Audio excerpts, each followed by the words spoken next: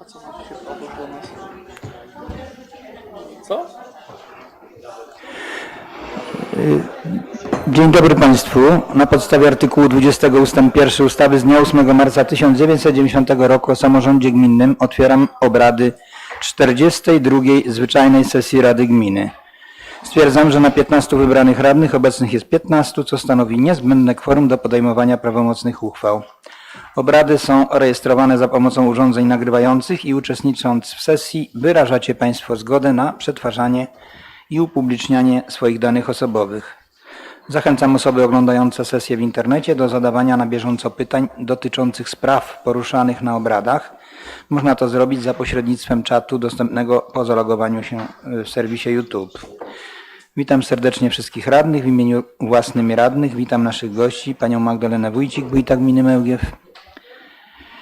Witam panią Annę Dygulską, sekretarza gminy. Witam panią Agnieszkę Kulisz, skarbnika gminy. Serdecznie witam pana Franciszka Mroza, członka zarządu powiatu świdnickiego, panią Annę Pytkę, radną powiatu świdnickiego. Witam panią Annę Chudek, radcą prawną. Pracowników Urzędu Gminy biorących udział w sesji. Serdecznie witam sołtysów, przybyłą publiczność oraz osoby oglądające nas za pomocą transmisji w internecie. Panie i panowie radni oraz zaproszeni goście z zaproszeniami na sesję otrzymali projekt porządku obrad. Czy ktoś chciałby wnieść jakieś uwagi do projektu porządku obrad? Nie widzę. Proponowany porządek obrad. Punkt pierwszy otwarcie sesji, stwierdzenie prawomocności obrad. Punkt drugi przedstawienie porządku obrad. Punkt trzeci przyjęcie protokołu z 41. sesji Rady Gminy Mełgiew z dnia 31 maja 2022 roku. Punkt czwarty interpelacje i zapytania radnych. Punkt piąty informacja wójta o podjętych działaniach w okresie między sesjami. Punkt szósty przedstawienie raportu o stanie gminy Mełgiew za 2021 rok. Punkt siódmy debata nad raportem o stanie gminy Mełgiew za 2021 rok. Punkt ósmy podjęcie uchwały w sprawie udzielenia wójtowi gminy Mełgiew wotum zaufania za 2021 rok.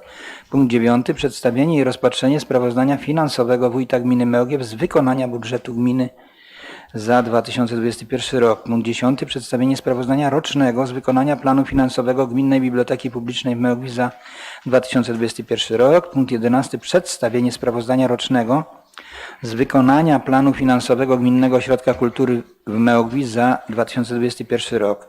Punkt 12. Przedstawienie wniosku Komisji Rewizyjnej w sprawie absolutorium dla wójta gminy Mełgiew z tytułu wykonania budżetu za rok 2021. Punkt 13. Przedstawienie Radzie uchwały składu orzekającego Regionalnej Izby Obrachunkowej w Lublinie w sprawie wyrażenia opinii o wniosku Komisji Rewizyjnej w sprawie absolutorium dla wójta gminy Mełgiew za 2021 rok. Punkt 14. Dyskusja. Punkt 15. Podjęcie uchwały w sprawie sprawozdania finansowego za 2021 rok wraz ze sprawozdaniem z wykonania budżetu gminy Mełgiew za 2021 rok. Punkt 16. Podjęcie uchwały w sprawie absolutorium dla wójta gminy Mełgiew z tytułu wykonania budżetu za 2021 rok. Punkt 17. Podjęcie uchwały w sprawie zmiany wieloletniej prognozy finansowej. Punkt 18. Podjęcie uchwały zmieniającej uchwałę w sprawie uchwały budżetowej na rok 2022. Punkt 19. Podjęcie uchwały w sprawie określenia wzoru wniosku o przyznanie dodatku mieszkaniowego oraz deklaracji o dochodach gospodarstwa domowego. Punkt 20. Podjęcie uchwały w sprawie określenia średniej ceny jednostki paliwa w gminie Mełgiew w roku szkolnym 2022-2023. Punkt 21. Wolne wnioski i sprawy różne. I punkt 22. Zakończenie obrad. I proszę przygotować głosowanie nad porządkiem obrad. Kto z Państwa radnych jest za przyjęciem wyżej wymienionego porządku, proszę podnieść rękę i nacisnąć przycisk za. Kto jest przeciw, proszę podnieść rękę i nacisnąć przycisk przeciw. Kto się wstrzymał, proszę podnieść rękę i nacisnąć przycisk wstrzymuje się. Głosowało 15 radnych, za 15, 0 przeciw, 0 wstrzymujących się. Stwierdzam, że protokół został przyjęty. Przechodzimy do punktu trzeciego. Protokół z 41. sesji Rady Gminy Mełgiew z dnia 31 maja 2022 roku dostępny był do wglądu w Urzędzie Gminy Mełgiew w Biurze Rady i tuż przed sesją wszyscy radni mieli możliwość zapoznania się z protokołem. Czy są jakieś uwagi do tego protokołu? Nie widzę. Proszę przygotować głosowanie. Kto z Państwa radnych jest za przyjęciem protokołu, proszę podnieść rękę i nacisnąć przycisk za. Kto jest przeciw, proszę podnieść rękę i nacisnąć przycisk przeciw. Kto się wstrzymał, proszę podnieść rękę i nacisnąć przycisk wstrzymuje się.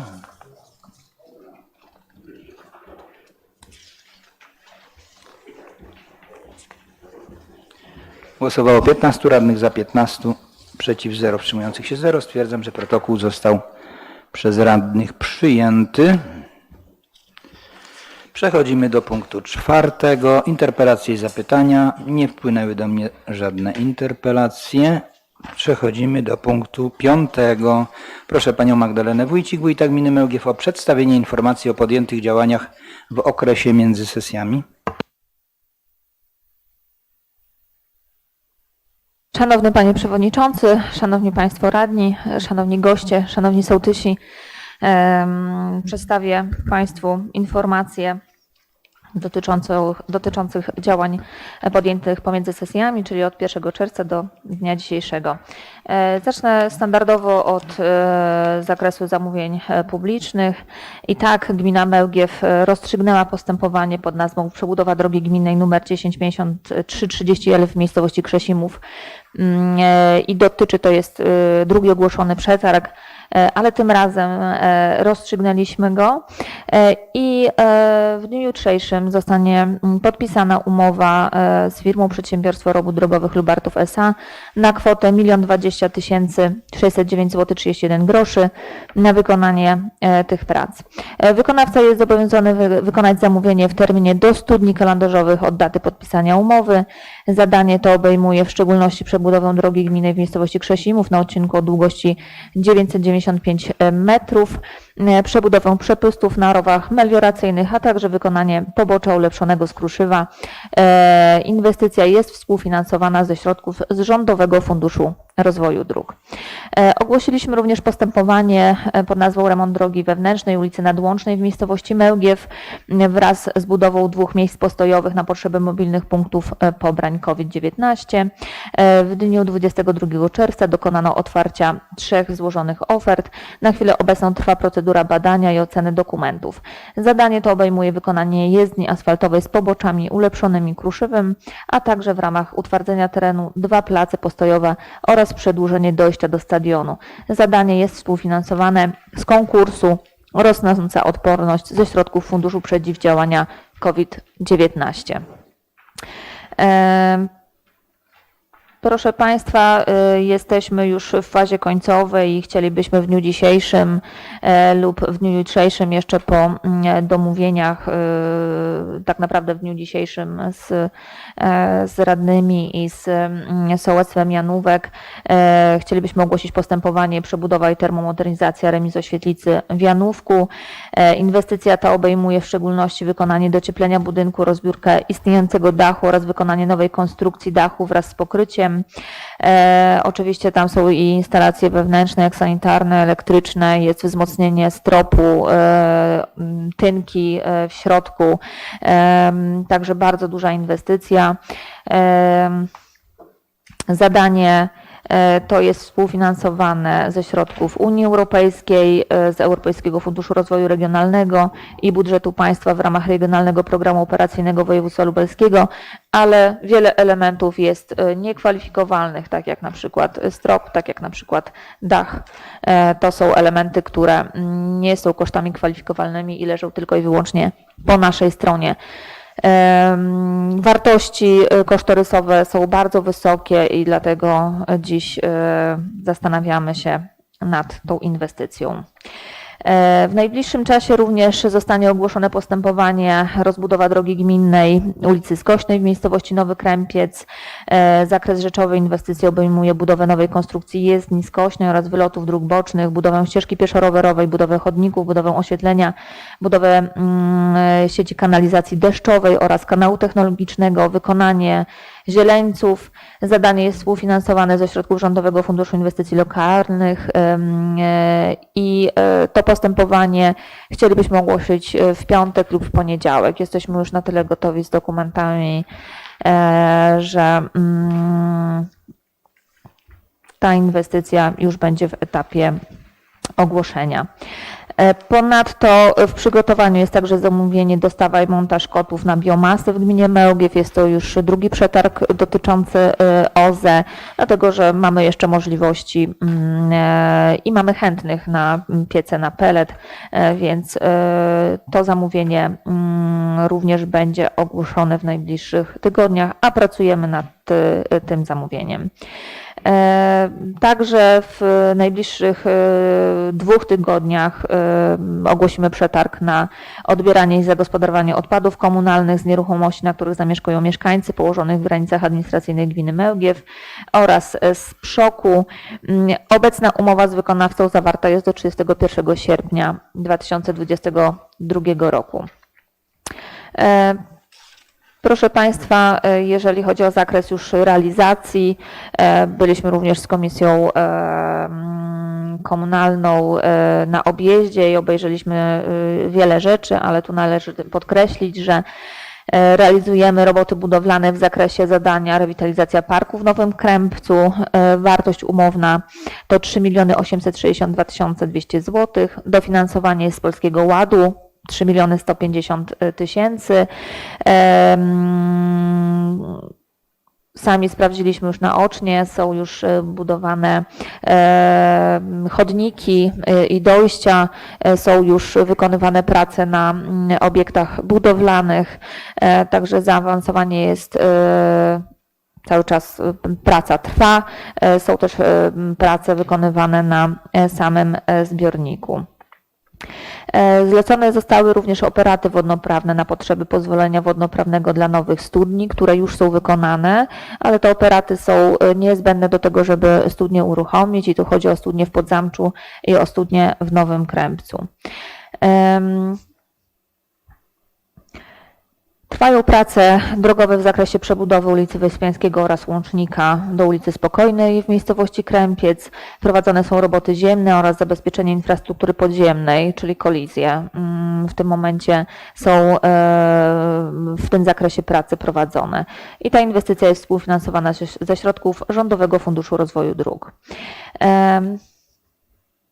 W trakcie również mamy procedurę podpisania umów na realizację brakujących projektów oświetlenia drogowego podwieszonego i wydzielonego na terenie gminy Mełgiew i to dotyczy realizacji w ramach środków z Polskiego Ładu. Już zrobiliśmy rozstrzygnięcie zapytań ofertowych. W najbliższych dniach będziemy podpisywali umowę na tą realizację.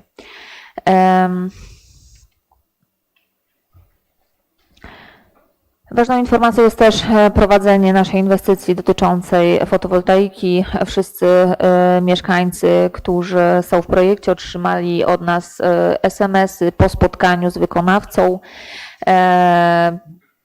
Pomimo wydłużenia terminu do dnia 22 czerwca roboty nie ruszyły. 21 czerwca mieliśmy spotkanie z prezesem firmy Sanito, który nie chce zrezygnować z realizacji tego zadania. Wykonawca zagwarantował, że najpóźniej do dnia 15 lipca wejdą z robotami. My natomiast w tej obecnej sytuacji liczymy kary umowne. Nie przedłużaliśmy umowy. Jeszcze 2 tygodnie i przekonamy się, czy był sens czekać, czy nie. Jeżeli nie będzie realizacji od tego 15 lipca, podejmiemy kroki prawne w zakresie rozwiązania umowy.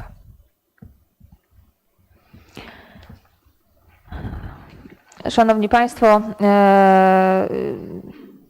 dzisiaj tak naprawdę jest półrocze i chciałam Państwu przedstawić informację dotyczącą pracy naszych podatków w zakresie półrocznym, takiego podsumowania pracy, która była wykonana. Proszę Państwa, cały czas Panie w podatkach pracują nad weryfikacją deklaracji na podatek od nieruchomości, nad weryfikacją deklaracji dotyczących podatku rolnego, leśnego oraz od środków transportowych. Mniej więcej deklaracji w tym okresie spłynęło 90 sztuk, weryfikacja deklaracji, jeżeli chodzi o podatek od środków transportowych, to jest 53 sztuki. Są na bieżąco wydawane zaświadczenia osobom fizycznym o ilości posiadanych gruntów. Na dzień dzisiejszy takich zaświadczeń zostało wydanych 90. I oczywiście wydajemy decyzje zmieniające wymiar podatkowy. To na bieżąco robimy po zmianach, które otrzymujemy ze starostwa powiatowego i do dnia dzisiejszego został zmieniony wymiar podatkowy w 84 przypadkach. Szanowni Państwo, tutaj możemy też się podzielić informacją dotyczącą rozdysponowywania nakazów płatniczych, podatkowych i myślę, że ta informacja jest taka, że możemy sobie porównać, ile pracy wykonują nasi sołtysi. Sołtysi dostarczyli do naszych mieszkańców łącznie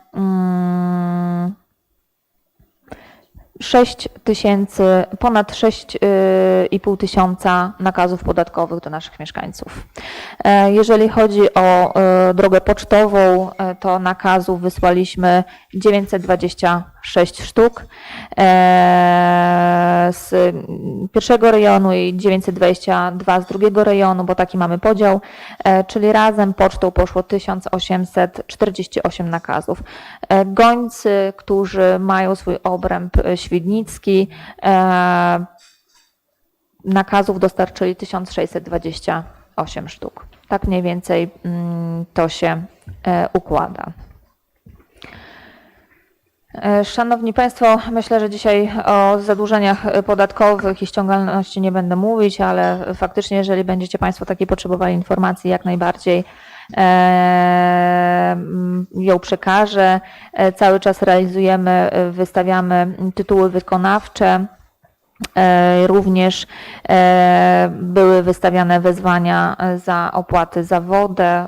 Tych wezwań wysłaliśmy 194. Szanowni Państwo, 13 czerwca doszło do groźnego zjawiska pogodowego w części naszej gminy. Mieliśmy bardzo duże opady gradu i powołaliśmy do pracy komisję do szacowania strat. Oczywiście rolnicy, którzy są poszkodowani, muszą złożyć oświadczenie do Urzędu Gminy o stratach. Komisja wyjeżdża i sprawdza. W dniu 20 czerwca komisja zgłosiła do wojewody lubelskiego przystąpienie do szacowania strat. W dniu 21 czerwca dokonano wizji terenowych w 10 gospodarstwach rolnych celem dokonania dokumentacji fotograficznej do złożonego wniosku przez producentów rolnych. Złożone wnioski o szacowanie strat, które wpłynęły do urzędu, są procedowane zgodnie z obowiązującą procedurą. Należy tutaj też wskazać, że ta gmina szacuje straty, w której jest większość gospodarstwa rolnego. Jeżeli są rolnicy, którzy mają część gospodarstwa rolnego w naszej gminie i w innej, protokół sporządza końcowy ta gmina, w której jest większość gospodarstwa rolnego. Szanowni Państwo, z zakresu planowania przestrzennego trwa wyłożenie do publicznego wglądu projektu miejscowego planu zagospodarowania przestrzennego w miejscowości Krępiec. Jest to teren pomiędzy drogą ekspresową a gminną i również procedujemy projekt planu miejscowego zagospodarowania przestrzennego w miejscowości Jacków i on jest w trakcie uzgodnień i opiniowania przez instytucje. Na bieżąco codziennie opinie dotyczące tego planu wpływają do nas. Z zakresu zarządzania kryzysowego chcę też podkreślić, że ciągle i codziennie raportujemy o sytuacji w obiektach zbiorowego kwaterunku w gminie Mełgiew uchodźców z terenu Ukrainy ujętych w bazie wojewody lubelskiego. W tym momencie w obiektach publicznych mamy w jednym obiekcie publicznym mieszkańców z Ukrainy. Oczywiście w prywatnych domach też nasi goście przebywają. Ponadto w czerwcu zorganizowana została działania na potrzeby prowadzenia kwalifikacji wojskowej oraz też założenie tej ewidencji wojskowej. Z zakresu oświaty, sportu i zdrowia Jesteśmy po zakończeniu roku szkolnych. W każdej szkole odbyły się do zakończenia w czwartek lub w piątek w ubiegłym tygodniu. Dzieci naprawdę prezentują się pięknie. Fakt, że koniec roku i akurat moja obecność zawsze jest na tym najważniejszym, czyli wtedy, kiedy dzieci otrzymują te nagrody. I naprawdę tych dzieci jest bardzo dużo, więc nasze dzieci z gminy Mełgiew uczą się bardzo dobrze, są naszą dumą, są dumą rodziców. My oczywiście jako organ i z rąk wójta gminy co roku wręczamy nagrody dla najlepszego ucznia kończącego szkołę podstawową.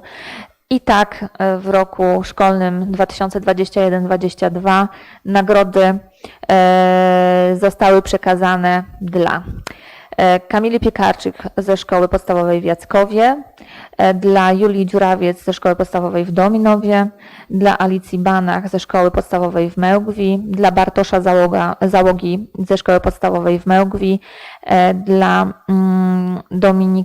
Dominiki Klimek ze Szkoły Podstawowej w Mełgwi, dla Dominika Motyla ze Szkoły Podstawowej w Krępcu, dla Kingi Czarnoty ze Szkoły Podstawowej w Krzesimowie.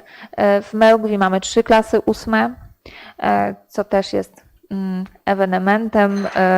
Dzieci mamy dużo i z przyjemnością te nagrody wręczyliśmy. Nagrody dla uczniów to były tablety w celu, no mamy teraz już wszystko tak zinformatyzowane, że ten tablet też jest niezbędnym narzędziem do nauki. Także myślę, że będzie służyło dla tych dzieci. Dzieci oczywiście w 8 klasach wszystkie przepytałam jeszcze na koniec roku. Wiem, jakie zawody wybierają, gdzie wybierają się do szkół, także będziemy monitorować ich osiągnięcia również i w szkołach średnich. Naprawdę dzieci są z pomysłami, dzieci chcą się angażować w naukę, chcą zdobywać dobre wykształcenie. Naprawdę nadzieja w naszym młodym narodzie jest bardzo duża i to jest bardzo pocieszające. Ponadto zostały przyznane nagrody dla najlepszych nauczycieli. Są to nagrody, które przyznajemy po wskazaniu przez dyrektora szkoły i tak w szkole podstawowej w Jackowie otrzymała nagrodę pani Urszula Fularska, w szkole podstawowej w Dominowie pani Maria Sokołowska, w szkole podstawowej w Krzesimowie pani Małgorzata Maliszewska, w szkole podstawowej w Krępcu pani Eliza Szypulska, w szkole podstawowej w Mełgwi pani Anna Załoga. W dniu wczorajszym przeprowadziliśmy konkursy na 3 stanowiska dyrektora.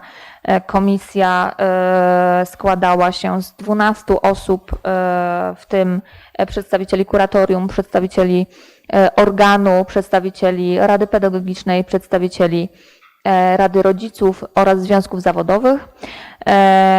W szkole podstawowej w Jackowie był 1 kandydat i ten kandydat uzyskał 10 głosów na 12. W szkole podstawowej w Krępcu również był 1 kandydat, otrzymał 9 głosów na 12. W szkole podstawowej w Dominowie było 3 kandydatów. Kandydat, który najwięcej otrzymał głosów, to było 7, drugi kandydat otrzymał 5 i ostatni kandydat nie uzyskał żadnego głosu. Umowy z dotychczasowymi dyrektorami trwają do 31 sierpnia. Nowe umowy będziemy zawierać właśnie w sierpniu z nowymi dyrektorami. Chcę podkreślić, że w Jackowie i w Krępcu zmian nie ma. Natomiast jeżeli chodzi o Dominów, dotychczasowy dyrektor nie kandydował, nie przystępował do konkursu. Okres, na jaki będą podpisywane umowy, jest do 5 lat. Do 5 lat trwa kadencja. My oczywiście w porozumieniu z kuratorium będziemy decydować, w jakim zakresie będą podpisane umowy. Proszę Państwa, w dniu 10 czerwca część z Państwa, część radnych, część sołtysów oraz zaproszeni goście uczestniczyliśmy w spotkaniu w sprawie Kolei Plus. W tym spotkaniu uczestniczyli przedstawiciele Urzędu Marszałkowskiego Województwa Lubelskiego z panem Markiem Krakowskim, dyrektorem Departamentu Infrastruktury i Majątku, jak również byli przedstawiciele PKP PLK SA. Prowadziliśmy dyskusję dotyczącą wybrania wariantu przez Urząd Marszałkowski przebiegu linii kolejowej. Przekazaliśmy argumenty mieszkańców oraz ich wątpliwości dotyczące budowania trasy kolejowej. Pracownicy PKP poinformowali, że wybrany wariant jest pewnego rodzaju studium planistycznym. Może być jeszcze dokonana korekta tej lokalizacji, tak aby była najbardziej optymalna. Przedstawiciele Urzędu Marszałkowskiego zapewnili, że są gotowi do szczególnych miejscowości w tej sprawie w celu wyjaśnienia niepokojów i innych wątpliwości z tą planowaną inwestycją. W dniu wczorajszym zostałam również zaproszona na sesję Rady Powiatu w Świdniku. Omawialiśmy ten zakres wspólnie z panią radną Anną i z panią radną Magdaleną Kurowską. Stanowisko nasze po spotkaniu 10 czerwca na pewno wypracujemy i przedstawimy dla Urzędu Marszałkowskiego nasze propozycje, nasze stanowisko i również nasze stanowisko przedstawimy Radzie Powiatu Świdnickiego z prośbą o wsparcie. Także myślę, że może nawet dzisiaj przedyskutujemy podstawowe punkty, które umieścimy w naszym stanowisku tuż po sesji lub w możliwym innym terminie. Szanowni Państwo, w dniu jutrzejszym upływa termin na składanie deklaracji ze źródeł ciepła i na dzień dzisiejszy mamy złożonych 3230 deklaracji, pamiętając o tym, że są to deklaracje mieszkalne, czyli w części A i niemieszkalne w części B oraz korekty deklaracji. Więc patrząc po ilościach gospodarstw domowych, po ilościach mieszkań w naszej gminie, to jeszcze jest duży brak tych deklaracji. Także apelujemy, że czas jest do jutra. Urząd pracuje do 15, ale do 24 można wprowadzać elektronicznie samemu w domu te deklaracje.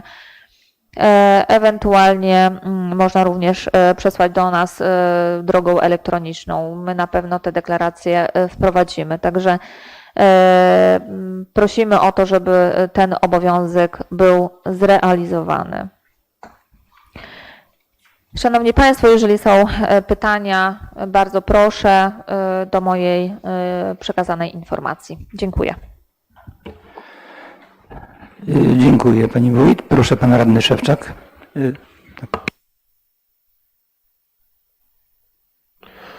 Panie Przewodniczący, Szanowni Radni, Pani Wójt, chciałem dopytać o termomodernizację budynku w Janówku, bo dotychczasowy koszt to jest tam 802 000 tam z jakimiś groszami, prawda? Czy wiemy, czy wie Pani Wójt po tych dodatkowych pracach, które teraz wystąpiły w trakcie, jaki będzie całkowity koszt tej inwestycji? Proszę Pani Wójt.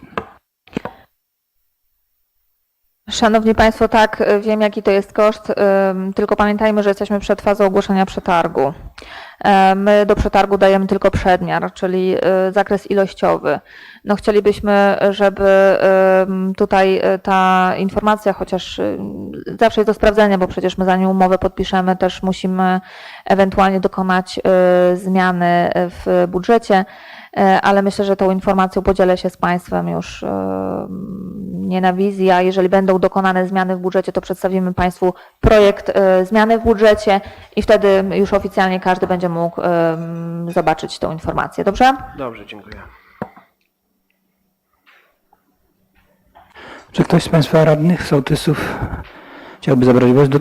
Oczywiście, jeśli chodzi o informację, która Pani Wójt, Pani Radna Powiatu Świdnik Anna Pytka, proszę.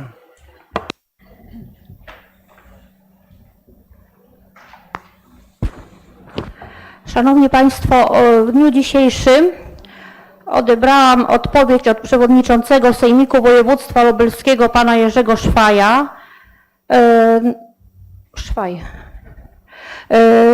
Na temat naszej petycji, którą złożyliśmy w dniu 6 maja.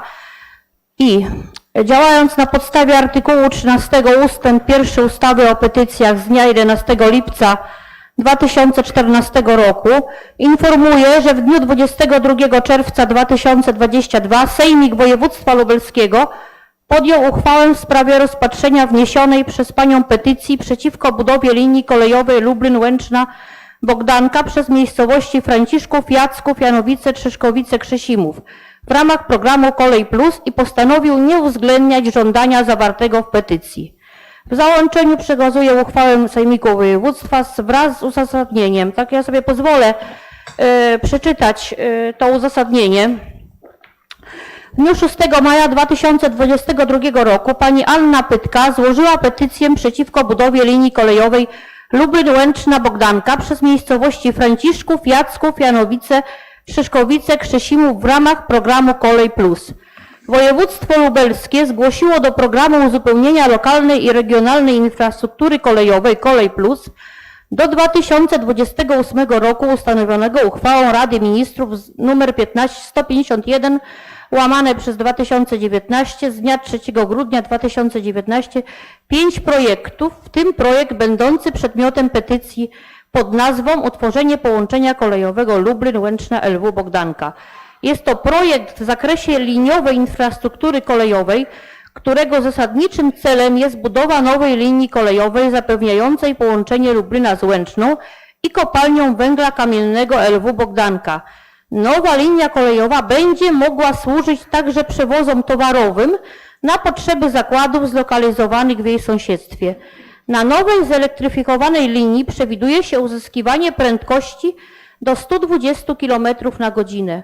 W ramach inwestycji wskazanego przez województwo lubelskie wariantu przebiegu została zaplanowana budowa nowej linii kolejowej odgałęziającej się od istniejącej linii kolejowej nr 581 Świdnik Port Lotniczy o długości około 24,8 km z przystankami zlokalizowanymi w sąsiedztwie portu lotniczego Lublin, Trzeszkowice, Krzesimowie, Ciechankach Krzesimowskich, Łęcznej, Starej Wsi, Turowoli i Puchaczowie. Dodatkowo, oprócz połączenia ze stacją w LW Bogdanka, inwestycja zapewni także skomunikowanie z portem lotniczym Lublin, znacznie ułatwiając możliwość organizacji połączeń obsługujących lotnisko z pozytywnym wpływem na ilość połączeń, które dotychczas były realizowane z uwzględnieniem dynamicznie zmieniającej się siatki połączeń.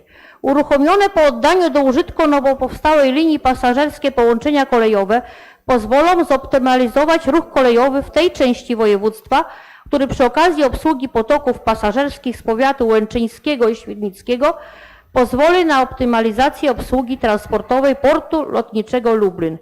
Pismem z dnia 25 kwietnia 2002 roku wykonawca programu Kolej Plus PKP Polskie Linie Kolejowe S.A. informując województwo lubelskie o wynikach drugiego etapu naboru wskazał, iż projekt został zakwalifikowany do dofinansowania w ramach programu Kolej Plus. Zgodnie z opracowanym na zlecenie samorządu województwa lubelskiego dokumentem wymaganym zgodnie z regulaminem programu Plus wstępne studium planistyczno-prognostyczne dla projektu pod nazwą Utworzenie połączenia kolejowego Lublin-Łęczna-LW Bogdanka. Całkowity koszt inwestycji wynosi 736 497 655 zł 91 groszy netto, z czego 15% wydatków kwalifikowanych to koszty ponoszone przez wnioskodawcę. Pozostała część kosztów jest pokrywana przez PKP PLK. Samorząd województwa lubelskiego przyjmuje do wiadomości i rozumie obawy podmiotu wnoszącego petycję. Niemniej jednak stoi na stanowisku, iż przedmiotowa inwestycja ma charakter regionalny, a nawet uwzględniając powstałe dzięki niej lepsze skomunikowanie z portem lotniczym Lublin ponadregionalny. Istnieje też przy tym świadomość, że realizacja złożonego projektu ingerująca ze swojej istoty we wszystkiego rodzaju prawa własności nieruchomości objętych przebiegiem projektowanej linii, czy też wpływająca na przykład na aspekty przyrodnicze, akustyczne, logistyczne, będzie zawsze się spotykała ze sprzeciwem podmiotów niezadowolonych wobec założeń określonego projektu, nawet gdyby ich skala była marginalna. Procedując projekt o charakterze co najmniej regionalnym, należy mieć na względzie, iż jest on realizowany przede wszystkim w szeroko pojętym interesie publicznym, który w stosunku do interesu prywatnego musi pełnić rolę nadrzędną. Bez tego założenia realizacja zadań publicznych byłaby utrudniona, a wręcz niemożliwa. W związku z powyższym petycję pani Anny Pytka należy uznać za bezzasadną. Dziękuję bardzo. Znaczy jeszcze chciałam dodać, że może względem tych spotkań pani wójt, to no może udałoby nam się jeszcze spróbować, tak jak pan dyrektor obiecał, że spotka się z mieszkańcami bezpośrednio i gdybyśmy mogli właśnie napisać to pismo jeszcze. Dziękuję. Dziękuję. Pani wójt, proszę. Oczywiście naszym wypracowanym też zdaniem na tym spotkaniu było, że te informacje, które zostały nam przekazane w dniu 10 czerwca, przekażemy mieszkańcom. Z powrotem do urzędu Państwo jako radni i sołtysi przekażecie nam i na podstawie zbioru tych informacji wystosujemy pismo do Urzędu Marszałkowskiego z naszym stanowiskiem oraz z propozycją spotkań w konkretnym już czasie, prawda? Bo ja uważam, że powinniśmy się już konkretnie precyzować, konkretnie zaplanować. Pamiętajmy, że rozmawialiśmy z PKP, że będziemy starać się, żeby to było takie spotkanie jednodniowe, że w każdym miejscu o innej godzinie, żeby to sprawnie przeprowadzić. Ale uważam, że może argumentacja bezpośrednia również zaważy na tym stanowisku Urzędu Marszałkowskiego, ale proszę Państwa, to co powiedziałam wczoraj na sesji Rady Powiatu, co chciałabym bardzo podkreślić. My naprawdę chcemy, żeby Łęczna to połączenie kolejowe miała. I wiemy o tym, że to połączenie kolejowe jest wskazane i zasadne. I oczywiście myślę, że my jako mieszkańcy gminy Mełgiew też byśmy korzystali z tego połączenia. Natomiast argumentacja jest jasna. My już mamy tą linię kolejową i oczywiście wszyscy tu zgadzamy się z pełną świadomością wszystkich za i przeciw o rozbudowę istniejącej linii. Natomiast gdzie te argumenty również przytaczali mi mieszkańcy, że przy rozbudowie istniejącej linii możemy skorzystać na tym, że rozwiążemy problemy komunikacji drogowej, które są we Franciszkowie bardzo poważne.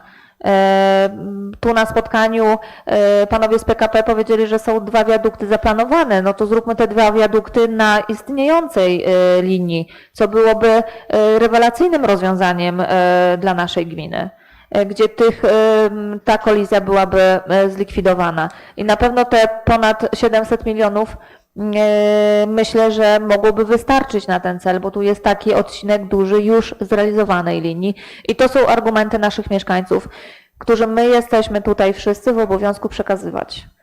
To jest nasz obowiązek, my zdobyliśmy te mandaty i jesteśmy wybrani przez naszych mieszkańców i jesteśmy przedłużeniem po prostu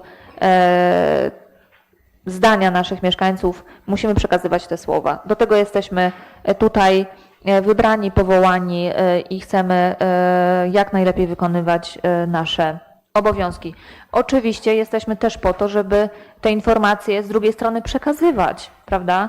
Żeby argumenty również i Urzędu Marszałkowskiego przekazywać. I każdy z nas to myślę, że skrupulatnie i rzetelnie przekazuje, żebyśmy mieli to wyważenie, żeby każdy mieszkaniec mógł też świadomie podjąć tę decyzję, czy jest za, czy jest przeciw i czy ewentualnie wątpliwości zostały rozwiane.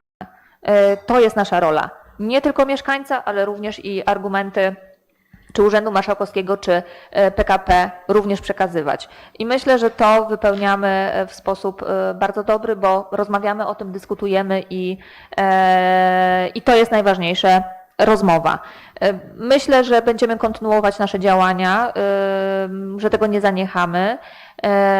Cieszę się, że i Rada Powiatu uwzględniła nasz wniosek, że mogliśmy o tym porozmawiać i na arenie starostwa powiatowego i naszych radnych. Myślę, że skutek na pewno będzie pozytywny tych naszych działań. Dziękuję bardzo. Dziękuję. Pani sołtys Jasińska, proszę do mikrofonu. Odnośnie właśnie kolei, pani wójt po spotkaniu tu właśnie z przedstawicielami Urzędu Marszałkowskiego z koleją, byłam akurat w rejonie tym, gdzie nasi mieszkańcy z Jackowa no tak jakby są bezpośrednio przy tym odcinku. Rozmawiałam z nimi, że właśnie dojdzie do takiego spotkania, jak to się mówi, prawie indywidualnie. Te osoby, które będą bezpośrednio przy kolei, że będą mogły się spotkać z tymi władzami, przedstawicielami. Są bardzo za tym. Chcą konkretnie, żeby po prostu rozmawiać i myślę, że to naprawdę dużo by wyjaśniło, bo tak jak nam wytłumaczyli, na czym to polega, co będzie, jakie korzyści, no wiadomo, przy korzyściach są też i w jakiś sposób też i straty, no bo jest, ale bardzo, bardzo na to oczekują i myślę, że musimy doprowadzić do tego, że pani wójt dopnie, żeby właśnie to spotkanie z poszczególnymi miejscowościami odbyło się z tymi przedstawicielami. Bardzo, bardzo o to prosimy. Dziękuję. Dziękuję bardzo. Pani wójt, proszę. Szanowni Państwo, ja jeszcze chcę wspomnieć, że właśnie z terenu takiego bezpośredniego wpływają i protesty, ale wpływają też rozwiązania, na jakie mogą się mieszkańcy zgodzić. To też chcę podkreślić, że takie pisma mamy, które przekazujemy do Urzędu Marszałkowskiego, żeby byli też w tej wiedzy, czyli są i protesty absolutnie nie, ale są i pisma, które chcą, żeby wdrożyć konkretne rozwiązanie, na co mogą się ewentualnie właściciele zgodzić, w jaki sposób jednak uciążliwość zminimalizować. Także te wszystkie pisma są przekazywane do Urzędu Marszałkowskiego i myślę, że na każdym etapie my będziemy o tej argumentacji, o tych pismach oczywiście pisać, żeby nigdy nie zabrakło tego faktycznego zdania najbliższych osób, które będą na co dzień ewentualnie z tą linią żyć, albo ewentualnie, że będzie ta podjęta decyzja, że za duże będzie to obciążenie i po prostu tej linii nie będzie, a będziemy rozbudowywać istniejącą linię. Dziękuję. Dziękuję. Podczas tego spotkania z przedstawicielami kolei właściwie oni na tym etapie nie byli w stanie jeszcze nam tak szczegółowo omówić tej linii, czyli szerokości. Były pytania przecież dotyczące te drogi dojazdowe. Mówili, że prawdopodobnie będą to drogi asfaltowe, ale właśnie nie wiem, czy to już jest teraz sens tych spotkań, czy jeszcze odczekania tam miesiąca, 2, 3, żeby to oni, jeśli już dojdzie do tych spotkań, mogli nam przedstawiać już taki plan, który już będzie taki ostateczny, może nie ostateczny, bo jak już będzie ostateczny, to nie ma sensu dyskutować, ale na dużo pytań po prostu nie byli jeszcze w stanie teraz odpowiedzieć na tym ostatnim spotkaniu. Ktoś tu jeszcze się zgłasza? Pan radny Augustyniak, proszę. Dziękuję panie przewodniczący. Ja takie małe pytanie do pani wójt w kontekście konkursów na dyrektorów szkół. Rozumiem, że to nie jest obligatoryjne na 5 lat kadencja, a jeśli nie, to jakie będą kryteria oceny, czy 4 czy 3 lata? Jeśli mogę, 2 słówka. Dziękuję. Proszę pani wójt. Pan przewodniczący Komisji Oświaty zadaje trudne pytania i chcę jakoś wybrnąć. Na pewno tak. Przeanalizowaliśmy i to sami dyrektorzy zrobili, jeżeli chodzi o dyrektorów, którzy już byli i są znowu, którzy wygrali konkursy. Na pewno podsumowanie koncepcji, które były przedstawiane w poprzednich latach. To na pewno będzie miało bardzo duży wpływ na to, jaki będzie zakres. Natomiast ja chcę podkreślić, że dla mnie opinia pani kurator też jest bardzo ważna. I to na pewno tylko i wyłącznie po konsultacji przedstawionej mojej propozycji, jak te umowy widzę. Natomiast myślę, że to będą tylko i wyłącznie te najważniejsze cechy. Oczywiście jest też tak, i pamiętajmy, że nie ma ludzi doskonałych. Jeżeli jest lepiej w zakresie merytorycznym, oświatowym, typowym, prawda, no to jest troszeczkę gorzej, jeżeli chodzi o zakres samego zarządzania i współpracy z organem, czy takich podstawowych rzeczy jak finanse, czy kadry, czasem są takie bolączki, ale myślę, że jeżeli będę widziała to zaangażowanie i taką próbę również niwelowania pewnych niedomagań, no to też to będzie tym punktem pozytywnym, żeby te kadencje były dłuższe. No, jest to trudne pytanie, natomiast no nie chciałabym jeszcze, nawet nie myślałam o tym, bo konkurs był dopiero wczoraj, więc akurat wczoraj myślałam cały czas o dzisiejszym dniu, który dla mnie też jest bardzo ważny, ale na pewno mam jeszcze troszeczkę czasu. Podzielę się moimi propozycjami na pewno z panem przewodniczącym. Dziękuję. Dziękuję. Czy ktoś chciałby jeszcze zabrać głos odnośnie przedstawionej informacji przez panią wójt? Nie widzę zgłaszających się, to proszę przygotować głosowanie.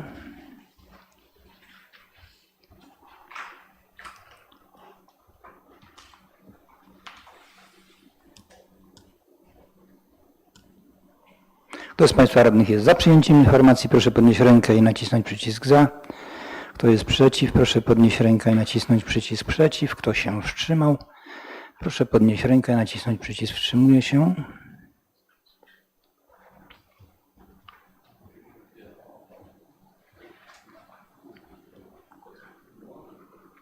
Głosowało 15 radnych, za 15, przeciw 0, wstrzymujących się 0.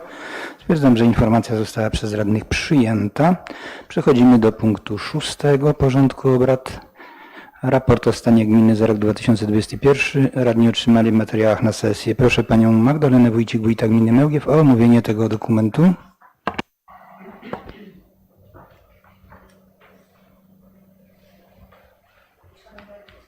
Szanowny panie przewodniczący, szanowni państwo radni, szanowni sołtysi i goście.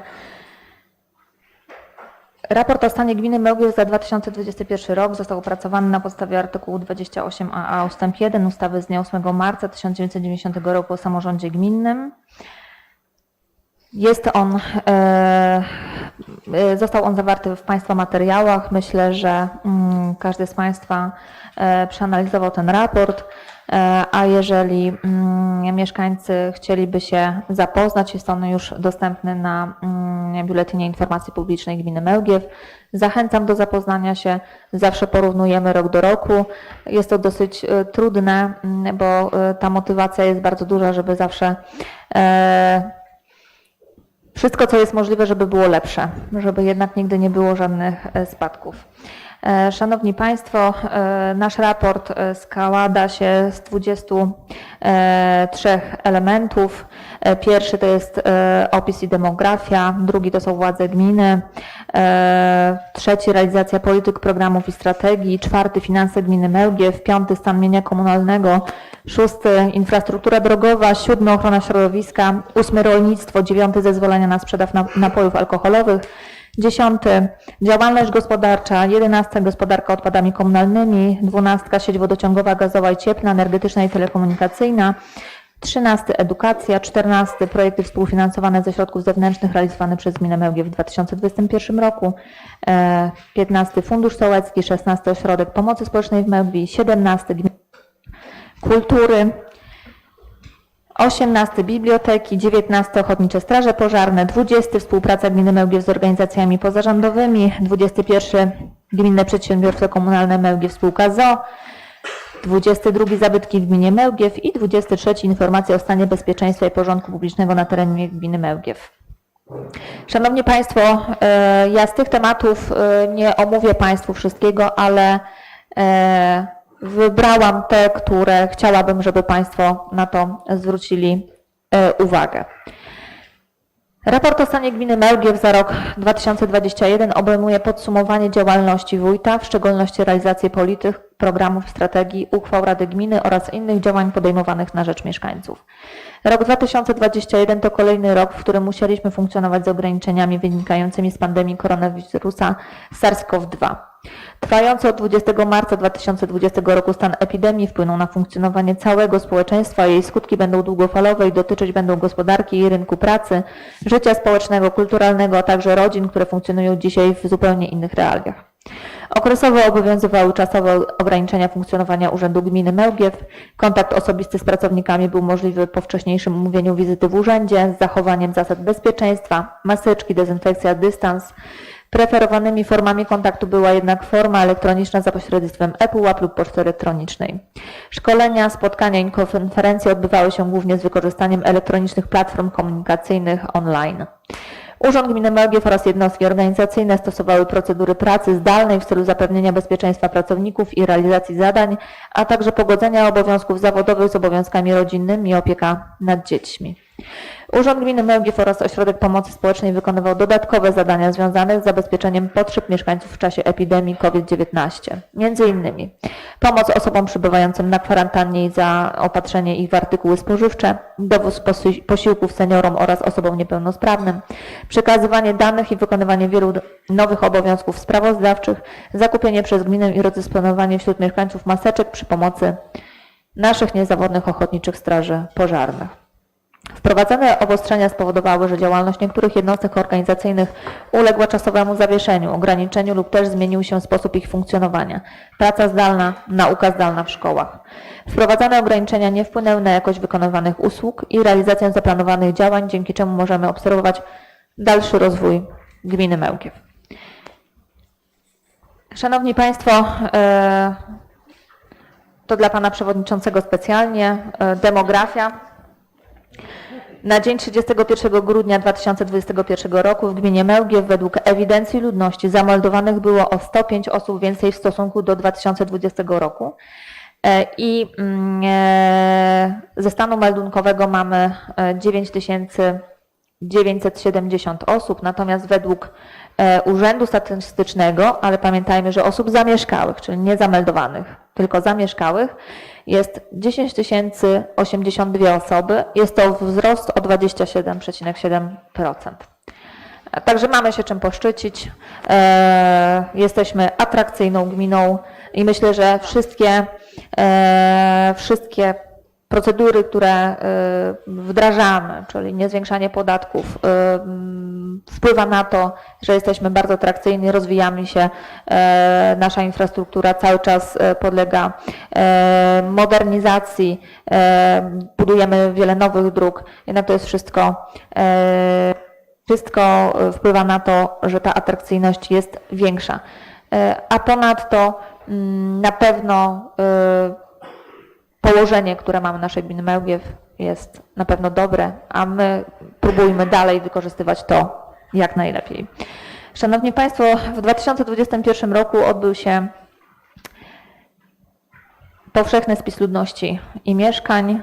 Od 1 kwietnia do 30 września według stanu na koniec 31 marca 2021 odbył się spis. Był on obowiązkowy i spisowi podlegały osoby fizyczne na stale zamieszkałe i czasowo przebywające w mieszkaniach, budynkach oraz innych zamieszkałych pomieszczeniach nie będących mieszkaniami na terenie Polski, mieszkania, budynki, obiekty zbiorowego zakwaterowania i inne zamieszkane pomieszczenia nie będące mieszkaniami, osoby fizyczne nie mające miejsca zamieszkania. Obszar tematów badawczych obejmował m.in. dane demograficzne, aktywność zawodowa osób, wykształcenie, niepełnosprawność, migrację, przynależność religijna, stan i charakterystyka mieszkań i budynków. Spisu można było dokonać jedną z metod: samospisu internetowego, wywiadu telefonicznego lub wywiadu bezpośredniego. Wójt gminy Mełgiew powołał Gminne Biuro Spisowe, które zajmowało się koordynacją spisu na terenie gminy Mełgiew. Na terenie gminy pracowało 4 rachmistrzów spisowych. Mieszkańcy gminy Mełgiew mieli kilka możliwości, które wymieniłam, do spisania się i te wszystkie metody były wykorzystywane. Z uwagi na panującą pandemię preferowana była forma samospisu internetowego lub wywiadu telefonicznego. My też zapewniliśmy miejsce do samospisu, był udostępniony komputer, z którego można było korzystać. Szanowni Państwo, przeszłabym do mienia komunalnego, a tu bym chciała tylko wspomnieć, bo danych jest naprawdę bardzo dużo i można je bardzo dokładnie przeanalizować, ale łączna wartość mienia komunalnego w tym momencie na koniec roku wynosiła 135 milionów 1261 zł i w stosunku do stanu na dzień 31 grudnia 2020 roku jest wyższa o 20 410 569 zł 79 groszy. Wszystkie dokładne dane są zawarte w tym rozdziale. Mogę jeszcze Państwu, bo to też jest ważne, że przyjęliśmy grunty na rzecz gminy Mełgiew w 2021 roku o powierzchni ponad 15 hektarów.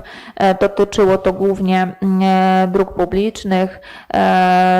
Nabycie odbywało się za pośrednictwem decyzji wojewody lubelskiego i w tym zakresie przekazano na własność gminy działki pod drogi wewnętrzne położone w Nowym Kremcu Kolonia, w Minkowicach Kolonia, w Trzeciakowie, w Żurawnikach, w Józefowie, w Mełgwi II, we Franciszkowie, w Podzamczu i w Piotrówku.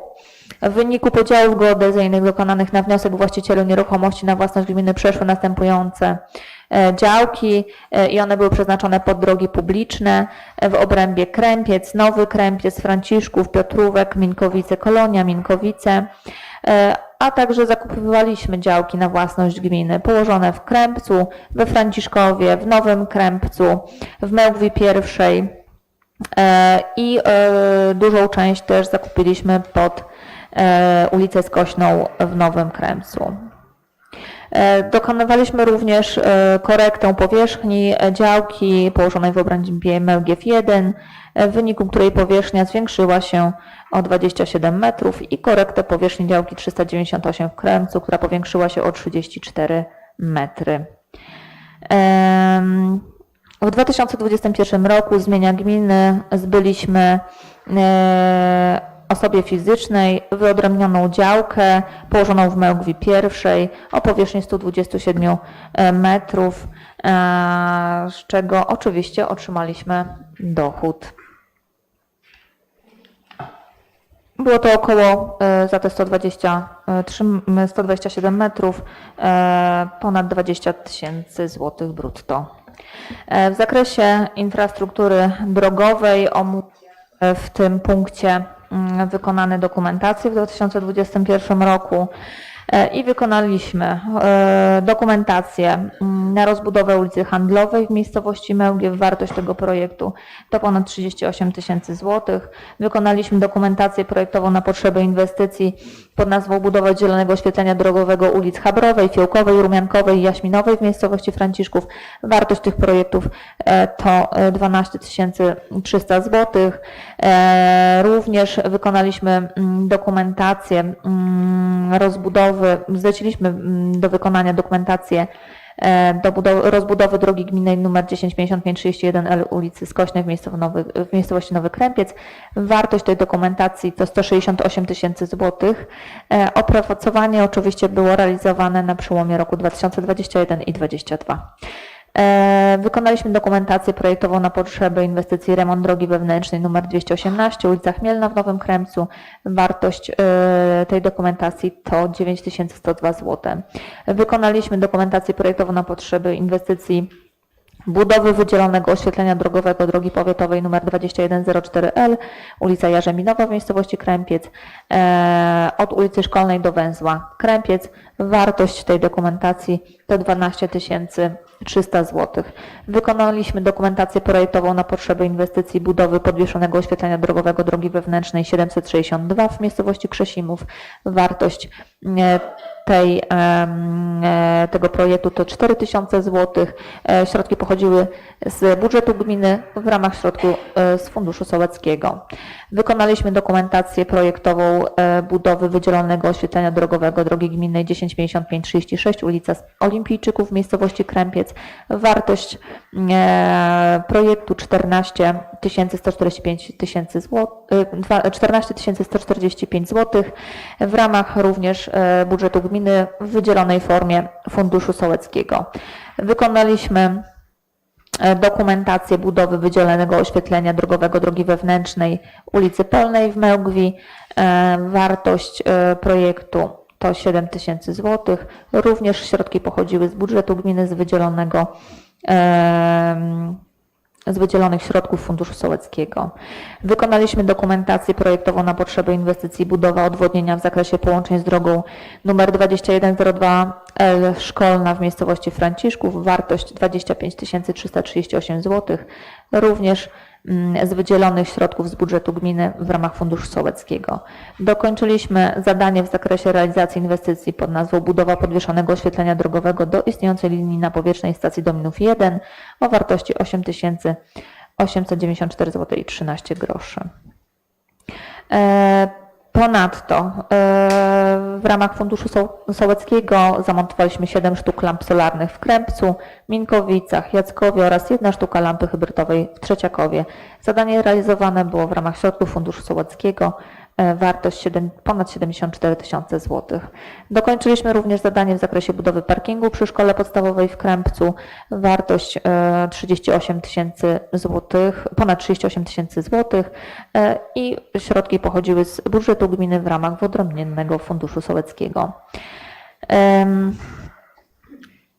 W zakresie ochrony środowiska, oczywiście realizacje drogowe są wszystkie współfinansowane ze środków zewnętrznych i one będą omówione w kolejnej części. Z zakresu ochrony środowiska warte na uwagę jest podjęcie przez radnych gminy uchwały dotyczącej ustanowienia pomnika przyrody w Krzesimowie oraz ogłosiliśmy również konkurs na nadanie nazwy i zostało to wszystko zrealizowane. Mamy pomnik przyrody w Krzesimowie, a dąb nazywa się Krzesimir. W ostatnich też dniach już były przyczepione tabliczki na pomniki przyrody.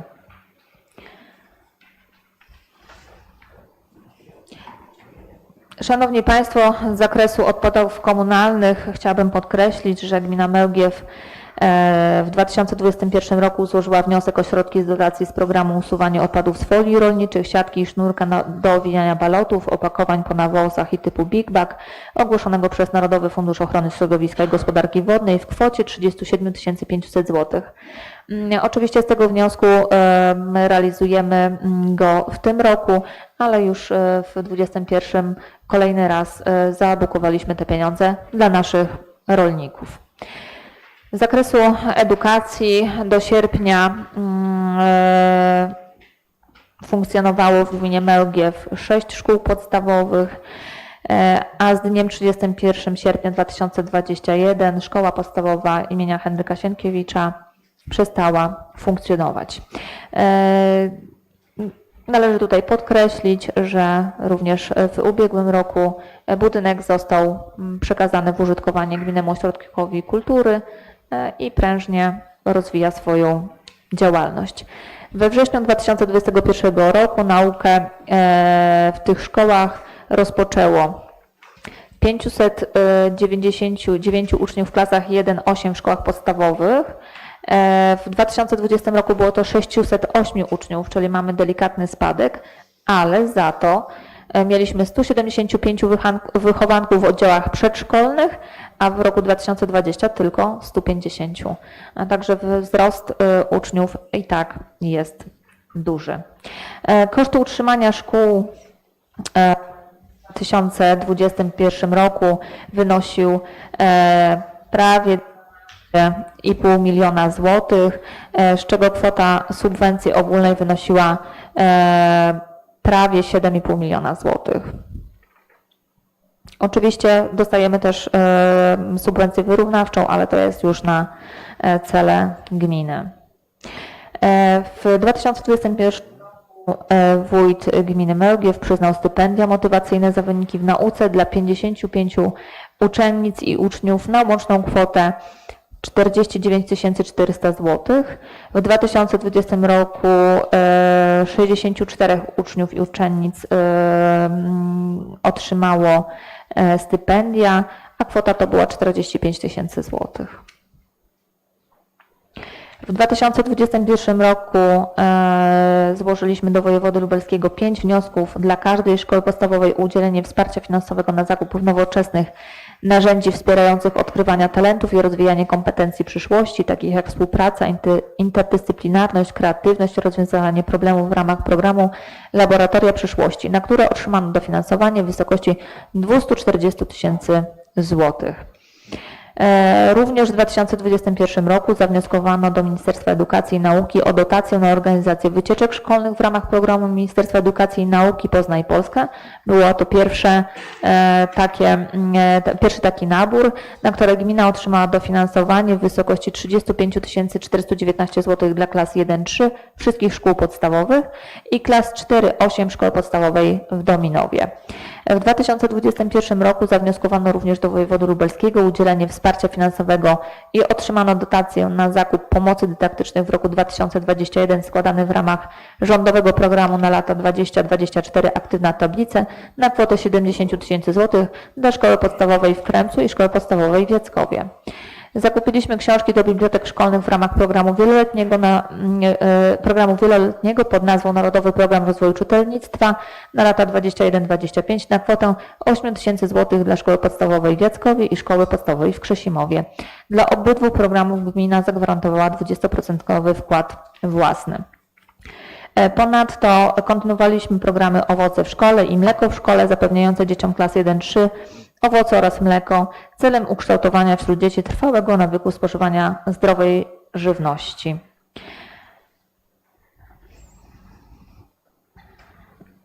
Od roku szkolnego 17-18 obydwie inicjatywy objął wspólny program dla szkół obejmujący uczniów klasy 1-5, w ramach którego dzieci otrzymują warzywa, owoce i produkty mleczne kilka razy w tygodniu.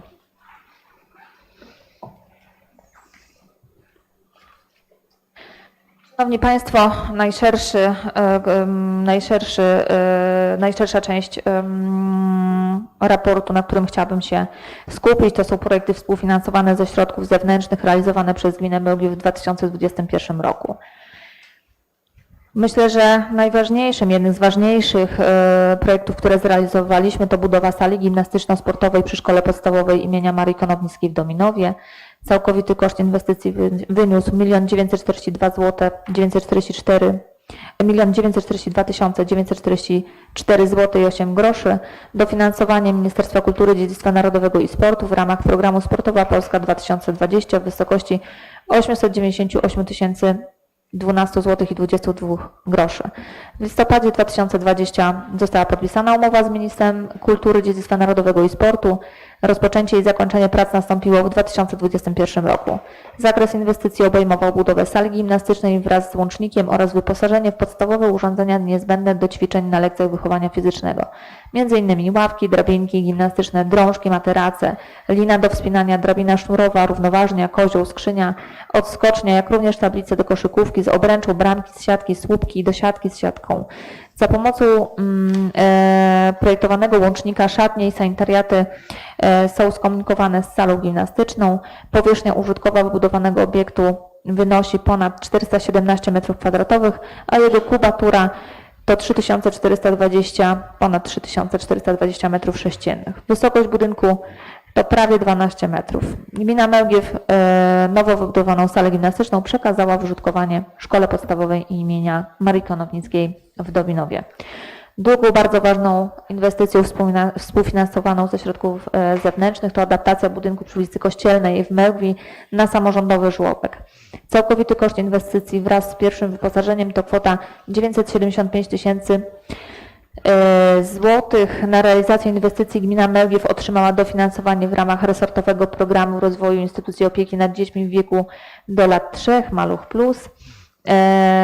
I to było na kwotę ponad 272 000 złotych. Zakres inwestycji obejmował przebudowę parteru poprzez m.in. wyburzenie części ścian działowych, wymianę stolarki okiennej i drzwiowej oraz wymianę istniejących instalacji, wykonanie nowych tynków, posadzek, termomodernizację i również wykonanie elewacji budynku. Wszystkie wykonane prace były niezbędne dla spełnienia wymagań funkcjonalnych, sanitarnych i przeciwpożarowych obowiązujących dla tego typu placówki. W gminnym żłobku 10 skarpetek w Mełgwi zapewniono miejsca do odpoczynku, spożywania posiłku, zabawy oraz pomieszczenia pomocnicze. Ponadto wyposażenie jednostki spełnia niezbędne atesty jakościowe i bezpieczeństwa dla naszych najmłodszych użytkowników. W ramach inwestycji przewidziano także zagospodarowanie terenu wokół żłobka poprzez wykonanie placu zabaw na potrzeby również rodziców dzieci uczęszczających do żłobka przygotowano miejsca parkingowe. Cały obiekt jest dostosowany do potrzeb osób niepełnosprawnych. Kolejnym bardzo ważną inwestycją, która była niezbędna dla szkoły podstawowej w Mełgwi, to budowa łącznika między budynkami oświatowymi należącymi do szkoły podstawowej imienia Józefa Piłsudskiego w Mełgwi. Budowa została sfinansowana ze środków budżetu gminy Mełgiew, a koszt inwestycji wyniósł prawie 350 000 złotych. Oba segmenty szkoły nie były połączone stałym łącznikiem, istniało jedynie częściowe zadaszenie, przejścia pomiędzy segmentami. Uciążliwość była bardziej odczuwalna w sezonie jesienno-zimowym. Wybudowanie tego łącznika usprawniło korzystanie z sali gimnastycznej, basenu czy też biblioteki dzieciom młodszym znajdującym się w drugim budynku. Kolejnym ważnym elementem, który wybudowaliśmy w roku 2021 to budowa klatki schodowej w remizoświetlicy w Janówku. Całkowity koszt inwestycji to ponad 245 000 złotych. Środki pochodziły z budżetu gminy, a zakres prac objętych niniejszą inwestycją obejmował m.in. rozbiórkę istniejącej klatki schodowej z parterowym wiatrołapem, w której podstawowe elementy konstrukcyjne, ściany zewnętrzne wraz z posadowieniem i dach znajdowały się w bardzo złym stanie technicznym. Podjęcie założonych działań naprawczych, pracochłonnych i kosztownych nie gwarantowało przywrócenia bezpieczeństwa użytkowania. Rozwiązaniem pod wieloma względami zdecydowanie lepszymi była rozbiórka dobudowanej klatki schodowej i wybudowanie nowej wraz z wykonaniem instalacji elektrycznej oraz wykonaniem schodów zewnętrznych i podjazdu dla osób niepełnosprawnych przed wejściem do wiatrołapu. Parter budynku będzie dostępny także dla osób niepełnosprawnych, a nowa klatka schodowa zapewniła wygodną komunikację między dwiema kondygnacjami budynku. Wybudowanie klatki schodowej to pierwszy etap gruntownego remontu tego obiektu, co wspominałam już na poprzednim punkcie sesji, gdzie koszty nawet w tym etapie są bardzo wysokie. Kolejną inwestycją, która była wykonana, to wykonanie punktu aktywnego wypoczynku i rekreacji w Jackowie przy Świetlicy Wiejskiej. Wartość zrealizowanej inwestycji to ponad 86 000 złotych. Całość kosztów pochodzi ze środków zewnętrznych. W ramach tej realizacji stanęła drewniana altana z wyposażeniem, drewniane stoły, ławy, huśtawka, grill, stojaki na rowery i urządzenia zabawowe. Punkty aktywnego wypoczynku i rekreacji zostały zrealizowane przez lokalną grupę działania Dolina Giełczwi w ramach projektu współpracy pod nazwą Sieć Punktów Aktywnego Wypoczynku i Rekreacji w partnerstwie z 3 lokalnymi grupami działania. LGD Stowarzyszenie Poleska Dolina Bugu, Stowarzyszenie Lokalna Grupa Działania Promenada S12 oraz LGD Ziemia Zamojska. Podkreślam, że z budżetu gminy ani jedna złotówka nie została zagospodarowana w tą inwestycję. Kolejnym ważną inwestycją to był remont drogi gminnej nr 105508L w miejscowości Janówek, gmina Mełgiew na odcinku prawie kilometra. Wartość tego zadania to ponad 633 000 złotych, a dofinansowanie otrzymaliśmy ze środków Rządowego Funduszu Rozwoju Dróg w wysokości 316 tysięcy złotych. Wykonawcą zrealizowanego odcinka była firma PRD Zamość spółka ZOO. Roboty budowlane wchodzące w zakres inwestycji obejmowały wykonanie nowej nawierzchni asfaltowej o szerokości 4 metrów wraz z podbudową, wykonanie poboczy gruntowych ulepszonych kruszywem, odwodnienie drogi oraz regulację wysokościową istniejących zjazdów. Kolejna inwestycja zrealizowana w roku 2021 to modernizacja drogi dojazdowej do gruntów rolnej, drogi gminnej nr 105533L w miejscowości Minkowice. Wartość zadania to ponad 320 tysięcy złotych. Otrzymaliśmy dotację z Funduszu Ochrony Gruntów Rolnych w wysokości 125 tysięcy złotych. Wykonawcą zadania była firma PRD Lubartów S.A. Zmodernizowana droga gminna otrzymała na odcinku 493 metrów nową nawierzchnię asfaltową o szerokości 3,5 metra, dwie mijanki o szerokości 5 metrów wraz z podbudową oraz poboczami twardzonymi kruszywem łamanym. Podkreślam, że dla nas była to strategiczna droga w dowożeniu dzieci do szkoły, bo nie mieliśmy jak zrobić pętli w Minkowicach. Także strategiczny odcinek. Cieszący się popularnością, już teraz to widzimy, to jest zakup samochodu Ford Transit w ramach realizacji projektu Door to Door. Jestem naprawdę dumna z tego projektu i że wzięliśmy tą inicjatywę w swoje ręce, jednak dokonaliśmy tej decyzji. Naprawdę służy naszym mieszkańcom. Zabezpieczamy osoby, które są wykluczone do transportu, do lekarza, na rehabilitację. Naprawdę jest wykorzystywany i cieszy to, że możemy pomóc wielu osobom. Całkowita wartość projektu to ponad 392 tysiące złotych. Dofinansowanie ze środków Unii Europejskiej to jest 100% dofinansowanie. Także też to cieszy, że nie dokładamy złotówki. Oczywiście my jesteśmy zobowiązani utrzymać usługę, ale to widać, że to jest naprawdę potrzebne. W grudniu 2020 podpisaliśmy jako pierwsi w Polsce umowę z PFRON-em na realizację projektu. Usługa bezpłatnego transportu dla osób starszych i niepełnosprawnych, usługa Door to Door jest świadczona nieodpłatnie dla pełnoletnich mieszkańców gminy Mełgiew z potrzebą wsparcia w zakresie mobilności. To jest dla osób z niepełnosprawnością ruchową lub inną niepełnosprawnością utrudniającą poruszanie się lub cierpiącą na inne nieorzeczone przypadłości utrudniające poruszanie się, na przykład ze względu na wiek. Usługa jest świadczona na potrzeby aktywizacji społeczno-zawodowej. Realizacja projektu będzie trwała przez 18 miesięcy. Cały 2021 rok już realizowaliśmy ten projekt i trwa nadal. Kolejną ważną inwestycją, którą wykonaliśmy, to jest remont drogi wewnętrznej ulicy Świerkowej w miejscowości Franciszków. Wartość zadania to 120 tysięcy złotych. Remont istniejącej nawierzchni poprzez utwardzenie płytami typu jąb na podbudowie z piasku wraz z wypełnieniem otworów płyt kruszywem drogowym. Wyremontowana w ten sposób została cała ulica Świerkowa na długości 300 metrów bieżących i szerokości 3 metrów. Podkreślam, że wykonawcą tych robót było nasze gminne przedsiębiorstwo komunalne. Wykonaliśmy remont chodnika przy drodze gminnej nr 105517L przy ulicy Partyzanckiej w miejscowości Mełgiew.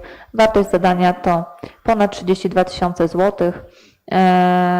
Myślę, że teraz już tamten zakres odcinka jest w rewelacyjnym stanie. Wykonaliśmy również ważną inwestycję we Franciszkowie dotyczącą budowy chodnika wzdłuż drogi wewnętrznej ulicy Żwirkiej Góry po terenie kolejowym. Wartość zadania to 182 983 zł. Budowa chodnika wzdłuż drogi wewnętrznej we Franciszkowie jest w parametrze 2 metrów, wykonany z kostki betonowej, brukowej o grubości 6 cm. Długość tego odcinka to 226 metrów. Wykonane również było odwodnienie w zakresie wykonania 3 studni chłonnych wraz z elementami odwadniającymi. Wygrodzenie chodnika od strony terenu kolejowego, ogrodzenie panelowe i urządzenie terenu zieleni. Wykonawcą robót brukarskich była firma Art Bruk.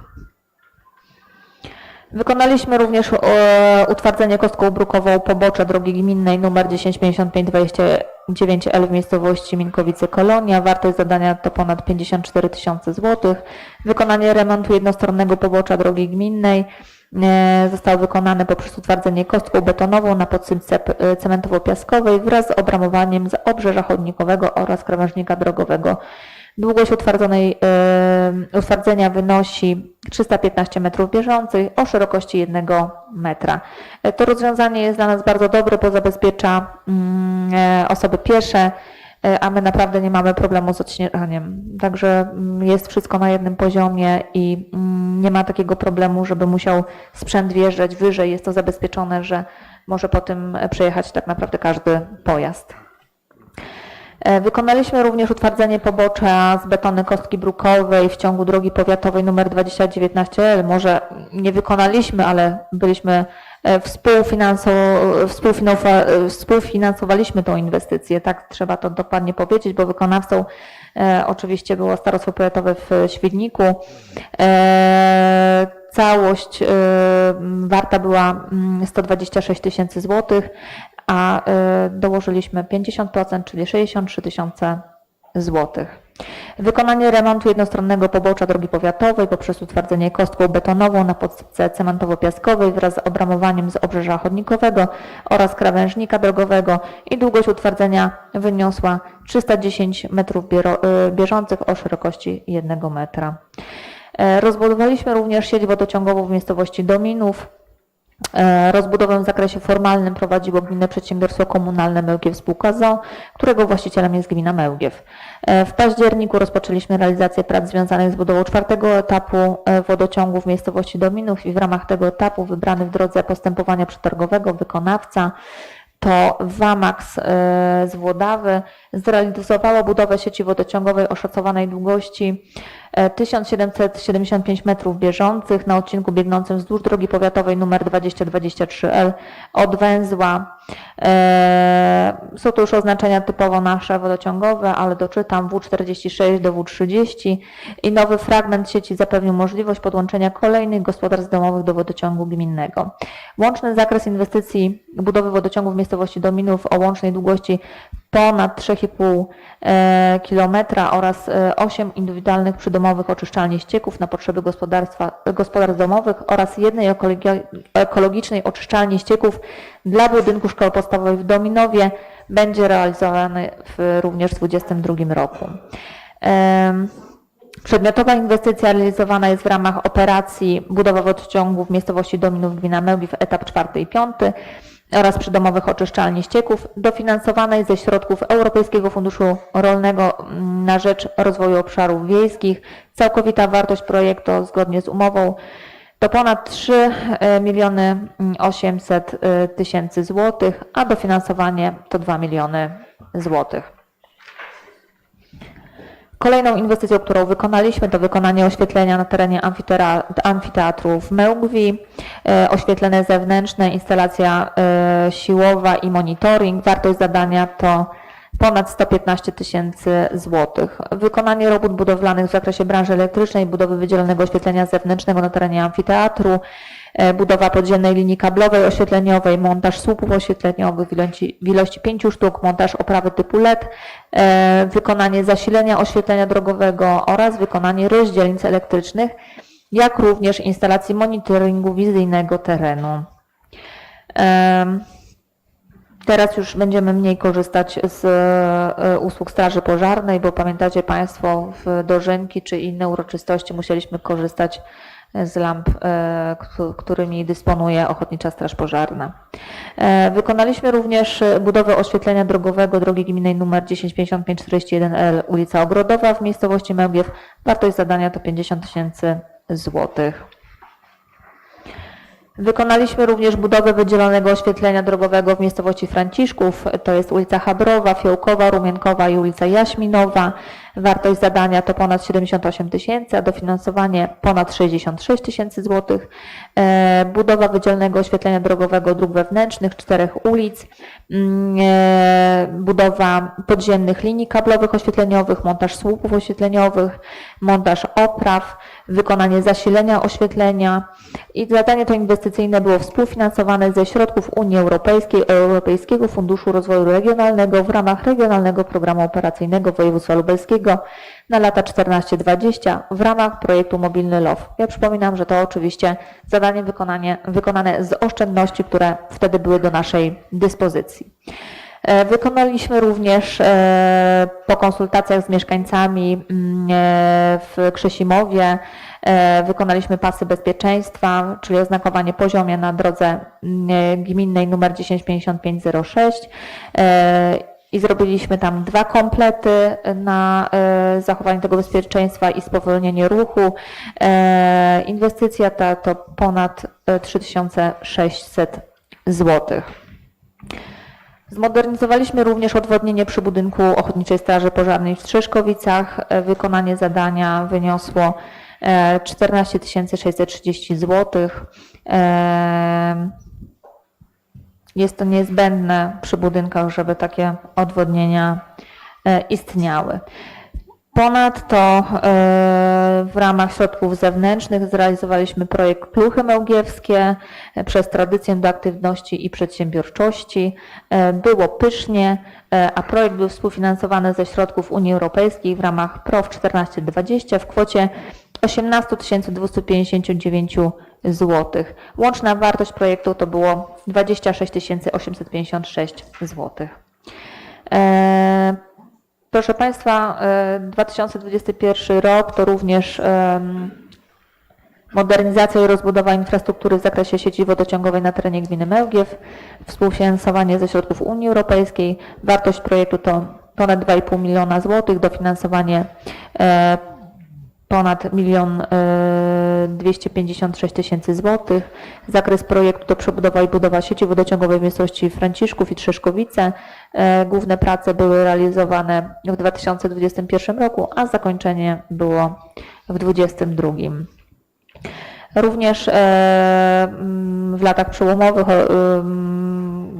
21-22 realizujemy projekt OZE w gminie Mełgiew i OZE w gminie Mełgiew 2. Jest to współfinansowane ze środków Unii Europejskiej w ramach RPO województwa lubelskiego. Pierwszy projekt jest o wartości ponad 5,5 miliona złotych, a dofinansowanie to 4 miliony 300, a drugi projekt to jest ponad 5 milionów 400, a dofinansowanie ponad 4 miliony 300. Oczywiście w jednym i w drugim projekcie jest to zakup i montaż kolektorów słonecznych, które było zrealizowane w 2021 roku, instalacji pomp ciepła oraz kotłów na pelet i te realizacje były zrobione w 2021 roku. W 2022 roku pozostało nam wykonanie instalacji fotowoltaicznych i część jeszcze pieców, dlatego że chętnych mamy. Szanowni Państwo, jeżeli chodzi o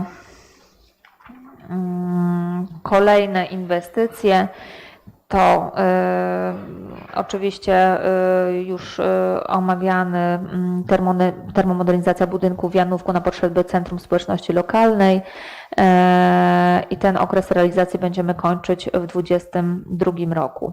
Również projekt, na który otrzymaliśmy pieniądze w 2021 roku, to oświetlenie niskoemisyjne w gminie Mełgiew i w 2021 roku jest podpisanie umowy i pozyskanie tych środków, realizacja w roku 2022.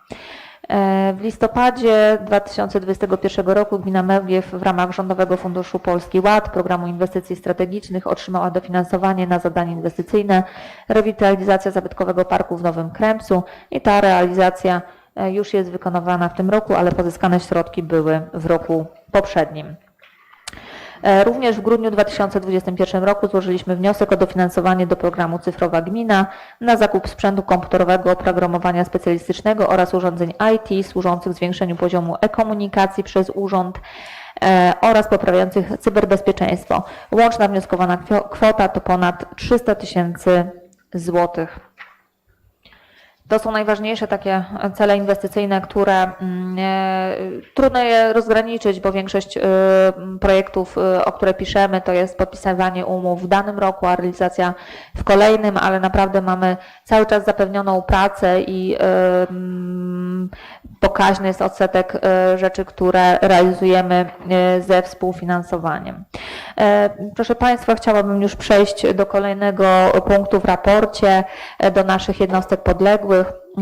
I tutaj punktem jest ważnym Ośrodek Pomocy Społecznej w Mełgwi. W raporcie zaprezentowane są wszystkie usługi, które nasz Ośrodek Pomocy Społecznej realizuje. Jest to naprawdę szeroki wachlarz pomocy, która jest udzielana.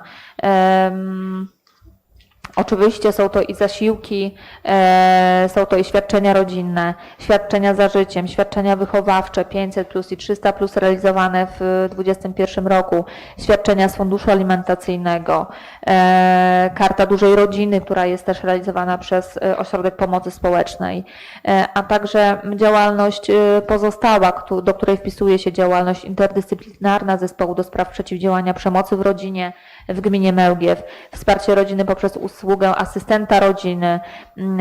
Oczywiście mamy też zespół do spraw asysty rodzinnej. Jest też prowadzona opieka zastępcza, rodzina wspierająca i również realizacja projektów socjalnych, tak jak program Opieka Wytchnieniowa w edycji 2021, program Wspieraj Seniora, edycja również 2021, także realizacja programu w ramach PFRON-u moduł 4, pomoc osobom niepełnosprawnym poszkodowanym w wyniku żywiołu lub sytuacji kryzysowych wywołanych chorobami zakaźnymi, pomoc dla dzieci pochodzących z najuboższych rodzin w gminie Mełgiew, współpraca ze środowiskiem lokalnym, współpraca z Gminną Komisją Rozwiązywania Problemów Alkoholowych.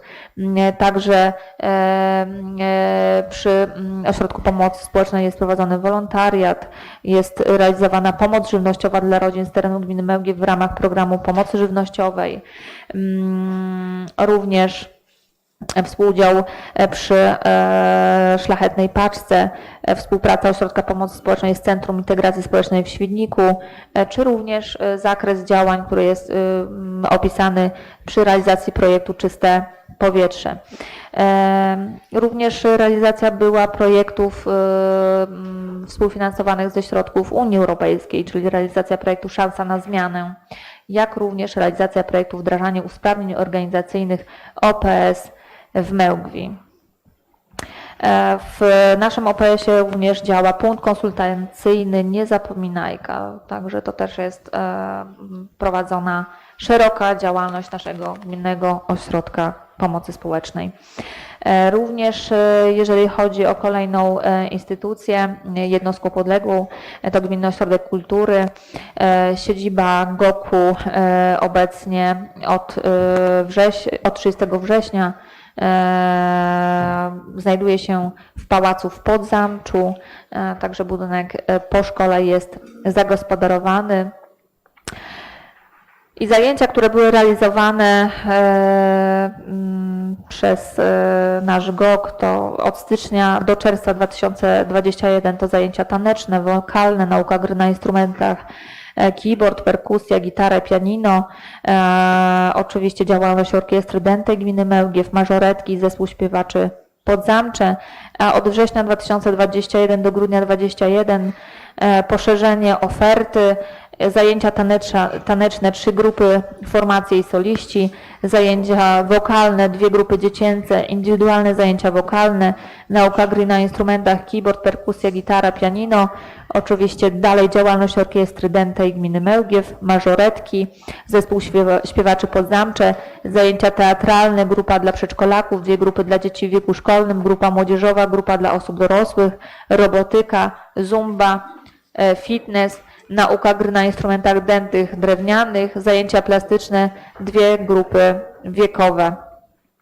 Bardzo szeroki zakres jest opisany przy Gminnym Ośrodku Kultury, a myślę, że cały czas ten wachlarz będzie się również poszerzał. Można również od razu zobaczyć i co było realizowane w 2021 roku, to jubileusz zespołu śpiewaczego w Podzamczu, który był przesunięty przez COVID niestety o rok czasu. Odbyło się też nagranie filmu Ktoś tu był i tu żył, historia Pałacu w Podzamczu w filmowym skrócie. Gminny Ośrodek Kultury nagrał teledysk świąteczny z udziałem uczestników zajęć, instruktorów i pracowników GOK-u.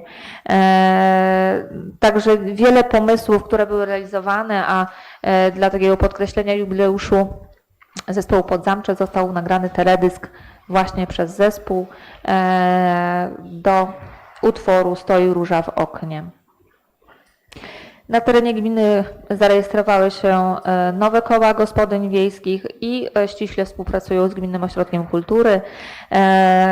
Nasze koła, które funkcjonują na terenie gminy, to Koło Gospodyń Wiejskich w Kremcu, Sąsiedzki Krępiec, Koło Gospodyń Wiejskich w Józefowie, Koło Gospodyń Wiejskich w Jackowie, Koło Gospodyń Wiejskich w Lubieńcu, Koło Gospodyń Wiejskich w Janówku i Koło Gospodyń Wiejskich w Janowicach, Janowiczanki. Kolejną jednostką podległą jest to biblioteka gminna, publiczna i dwie filie biblioteczne w Kręcu i w Krzesimowie. Biblioteka śmiało realizuje wyzwania i ciągle dąży do tego, żeby zaczynać od najmłodszych i wiele spotkań z przedszkolakami i dziećmi szkolnymi jest realizowanych w naszej bibliotece. Pozyskuje również pani kierownik środki pozabudżetowe. W 2021 roku to akurat projekt 8. edycji Mała Książka Wielki Człowiek skierowanego do dzieci w wieku od 3 do 6 lat. Program wieloletnie udzielenie dofinansowania na zakup nowości wydawniczych dla bibliotek, ale również też starania o pozyskanie sprzętu i tutaj GOK brał udział w projektu Cyfrowe GOKi, ale także inne, które jedne są z powodzeniem, które są bez powodzenia, ale cały czas to staranie na pozyskanie środków zewnętrznych jest bardzo, bardzo duże.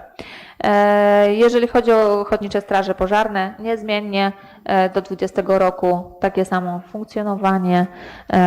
Dziękujemy za rok 2021 ochotnikom i za wspieranie nas w walce z epidemią.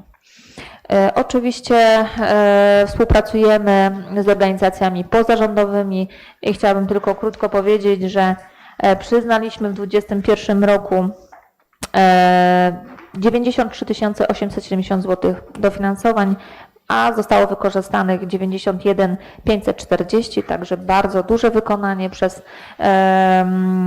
nasze stowarzyszenia tego zakresu.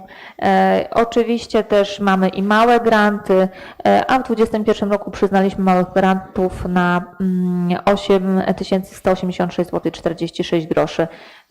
Usilnie rozliczamy, liczymy, ale naprawdę współpraca z naszymi organizacjami, które przystępują do pożytku publicznego, jest wzorowa.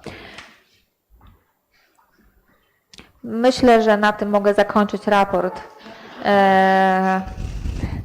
Jest dosyć obszerny, natomiast zastanawiam się, czy w przyszłym roku od deski do deski nie będę czytać, ale wtedy będziemy chyba mieli sesję dwudniową. Szanowni Państwo, jeżeli są pytania do raportu, bardzo proszę. Oczywiście pamiętajmy o tym, że mamy zwiększenia w liczebności naszych mieszkańców, również mamy zwiększenia, jeżeli chodzi o różne aspekty naszego życia i myślę, że nie ma się co martwić, że wydajemy więcej pieniędzy. Ważne, że te pieniądze właśnie przez to, również, że mieszkańców jest więcej, to te pieniądze po prostu są i możemy nimi racjonalnie dysponować. W tym miejscu chciałabym jeszcze podziękować wszystkim pracownikom za współudział przy tworzeniu raportu na ręce naszej pani sekretarz. Dziękuję. Dziękuję bardzo. Raport bardzo obszerny. Pani wójt omawiała go godzinę, ale to bardzo dobrze. Jeżeli to jest możliwość pochwalenia się pani wójt, państw radnych, no, żeby przekazać naszym mieszkańcom, co w poprzednim roku robiliśmy. Także Także bardzo dobrze, że ten raport jest tak obszerny. Proszę Państwa, przechodzimy teraz do punktu 7. Jest to debata nad raportem o stanie gminy za 2021 rok. Zgodnie z artykułem 28a wójt do 31 maja przedstawia Radzie Gminy raport o stanie gminy. W debacie nad raportem o stanie gminy radni zabierają głos bez ograniczeń czasowych. W debacie nad raportem o stanie gminy mieszkańcy gminy również mogą zabrać głos. Mieszkaniec, który chciałby zabrać głos w trybie artykułu 6, składa do przewodniczącego rady pisemne zgłoszenie poparte podpisami. W naszej gminie, która liczy do 20 000 mieszkańców, to liczba podpisów 20 osób.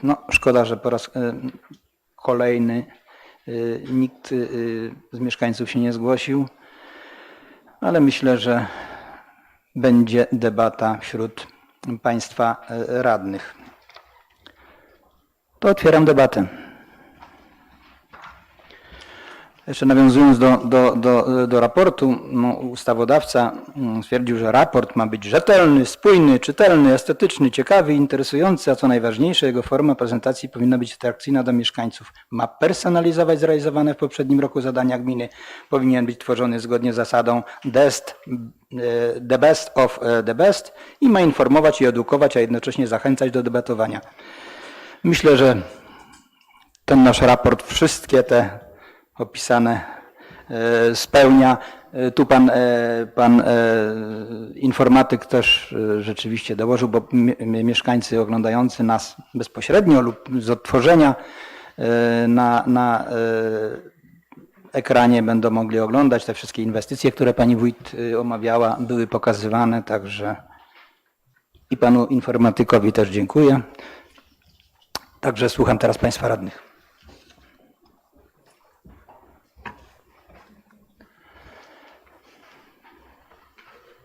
To jest, rozumiem, mapka pokazująca inwestycje, tak? No i właśnie o to chodzi, że tu pani wójt i my wspieramy rzeczywiście te inwestycje, staramy się, żeby były rozlokowane na terenie całej naszej gminy. No oczywiście, że miejscowości, które liczą ponad 1000 mieszkańców, te potrzeb mają więcej. Miejscowości liczące 100-200 osób, no wiadomo, że gdzie przebiega tylko jedna droga, no to tych inwestycji musi być troszeczkę mniej, ale z mapki, proszę Państwa, widać, że te inwestycje są rozlokowane w całej gminie. Nikt nie chce zabrać głosu, to może ja, pani wójt już mówiła no ale to ja tylko powiem, jeśli chodzi o tą demografię, o której pani wójt już mówiła, ale ja to jeszcze uszczegółowię. Mamy, wiadomo, 18 miejscowości w naszej gminie. W 10 miejscowościach liczba mieszkańców wzrosła. W 7 zmalała. W jednej miejscowości liczba mieszkańców jest na poziomie z roku 20. Nie wiem, dla informacji oglądających nas może podam, że w Dominowie liczba mieszkańców wzrosła. Tylko o 1 osobę, ale jednak wzrosła. We Franciszkowie o 2 osoby, w Józefowie o 12, w Krępcu 71 osób przybyło, w Minkowicach 12 osób, w Minkowicach Kolonii 1, w Nowym Krępcu 21, w Trzeciakowie 4, w Czeszkowicach 4 przybyło i w Żurawnikach.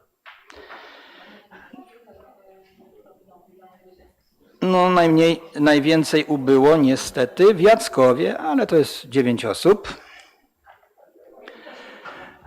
Cieszy nas to, przynajmniej mnie, że rzeczywiście liczba mieszkańców w naszej gminie przybywa. W ostatnich 3 latach, czyli od 2018 roku, przybyło u nas 336 osób, czyli jak widać średnia to jest 112 osób i przy tej tendencji wzrostowej w naszej gminie, a malejącej w innych gminach naszego powiatu, według moich obliczeń w 2023 koniec lub początek 2024 będziemy najliczniejszą gminą w powiecie świdnickim, bo do Piask mamy tylko 300 chyba 50 osób różnicy, czyli mieszkańców, ale u nich jest tendencja spadkowa, bo w tym roku liczba mieszkańców zmalała o 35 osób, w poprzednim 86, u nas ponad 100 rośnie, także myślę, że w 2024 roku będziemy największą gminą w powiecie świdnickim i myślę, że należy się z tego cieszyć. Pani radna Kurowska zgłaszała się. Tak, proszę bardzo. Panie Przewodniczący, Panie Wójt, Szanowni Radni, no dałam szansę kolegom, żeby zabrali pierwszy głos, ale czekają. No właśnie, w nawiązaniu do wzrostu tej ludności, no to, co Pani Wójt powiedziała, właśnie bardzo rzetelnie przedstawiła tą informację. Myślę, że zaletą naszej gminy jest położenie naszej gminy w niewielkiej bliskości i do miasta powiatowego, i miasta wojewódzkiego, ten układ komunikacyjny drogowy, który mamy, więc to jest taka zachęta, żeby się mieszkańcy tutaj osiedlali. No ale jednak mamy problem, jeżeli chodzi o plany zagospodarowania przestrzennego, tak? Dopóki te prace nad planami nie zostaną zakończone, to też wiele osób nie nabędzie nieruchomości na terenie naszej gminy, więc to jest taki nasz plan. Pani wójt nad tym czuwa, pilnuje, mobilizuje projektanta, żeby jak najszybciej kończył te prace projektowe. Myślę, że takim marzeniem pani wójt i naszym radnych w poszczególnych miejscowości, których dotyczą te plany, jest, żebyśmy w przyszłym roku dokładnie omawiając raport mogli już powiedzieć, że te plany są zrealizowane, uchwalone, tak, prawda? I zachęcamy potencjalnych nabywców nieruchomości na terenie naszej gminy, żeby stali się właścicielami i żeby zamieszkali na terenie naszej nieruchomości. Bardzo cieszy też fakt, że rozbudowujemy właśnie infrastrukturę, która ulepsza, poprawia życie naszych mieszkańców. Myślę tutaj o sieci wodociągowej, no jednak to jest taka podstawowa, prawda, infrastruktura, która umożliwia rozbudowę. No, w niewielkim zakresie chyba ludzie, decydując się na zakup nieruchomości, biją studnie, bardziej czekają na już gotowe rozwiązanie, możliwość podłączenia się do kanalizacji wodociągowej. Kolejnym elementem jest ta rozbudowa dróg, która cały czas ma miejsce. Mam taką uwagę techniczną i na komisji to mówiłam, że w tym raporcie brakuje mi takiego podsumowania środków otrzymanych na zrealizowane projekty, raz i w zakresie promes, i w zakresie już zrealizowanych, więc taka uwaga, żeby też pokazać po prostu, jakiego rzędu są to pieniądze, tak? Jak intensywnie pani wójt razem ze swoimi pracownikami pracuje na te środki, tak? Z ilu tych projektów korzystamy, jaka skala jest w skali roku, jeżeli mówimy o tych kwotach, bo pojedyncze no to są kwoty ciekawe, ale suma by była jeszcze ciekawsza, tak? I taka the best of the best, tak? Tak jak pan przewodniczący mówił. Więc to taka właśnie z mojej strony podsumowanie, oby tak dalej, oby dalej państwo korzystali z tych możliwości uzyskiwania środków zewnętrznych, korzystania z projektów w szerokim zakresie, czy to takich drobnych, jak na przykład usługa door to door, czy inwestycyjnych w zakresie budowy infrastruktury wodociągowej i drogowej. Także dziękuję bardzo. Dziękuję.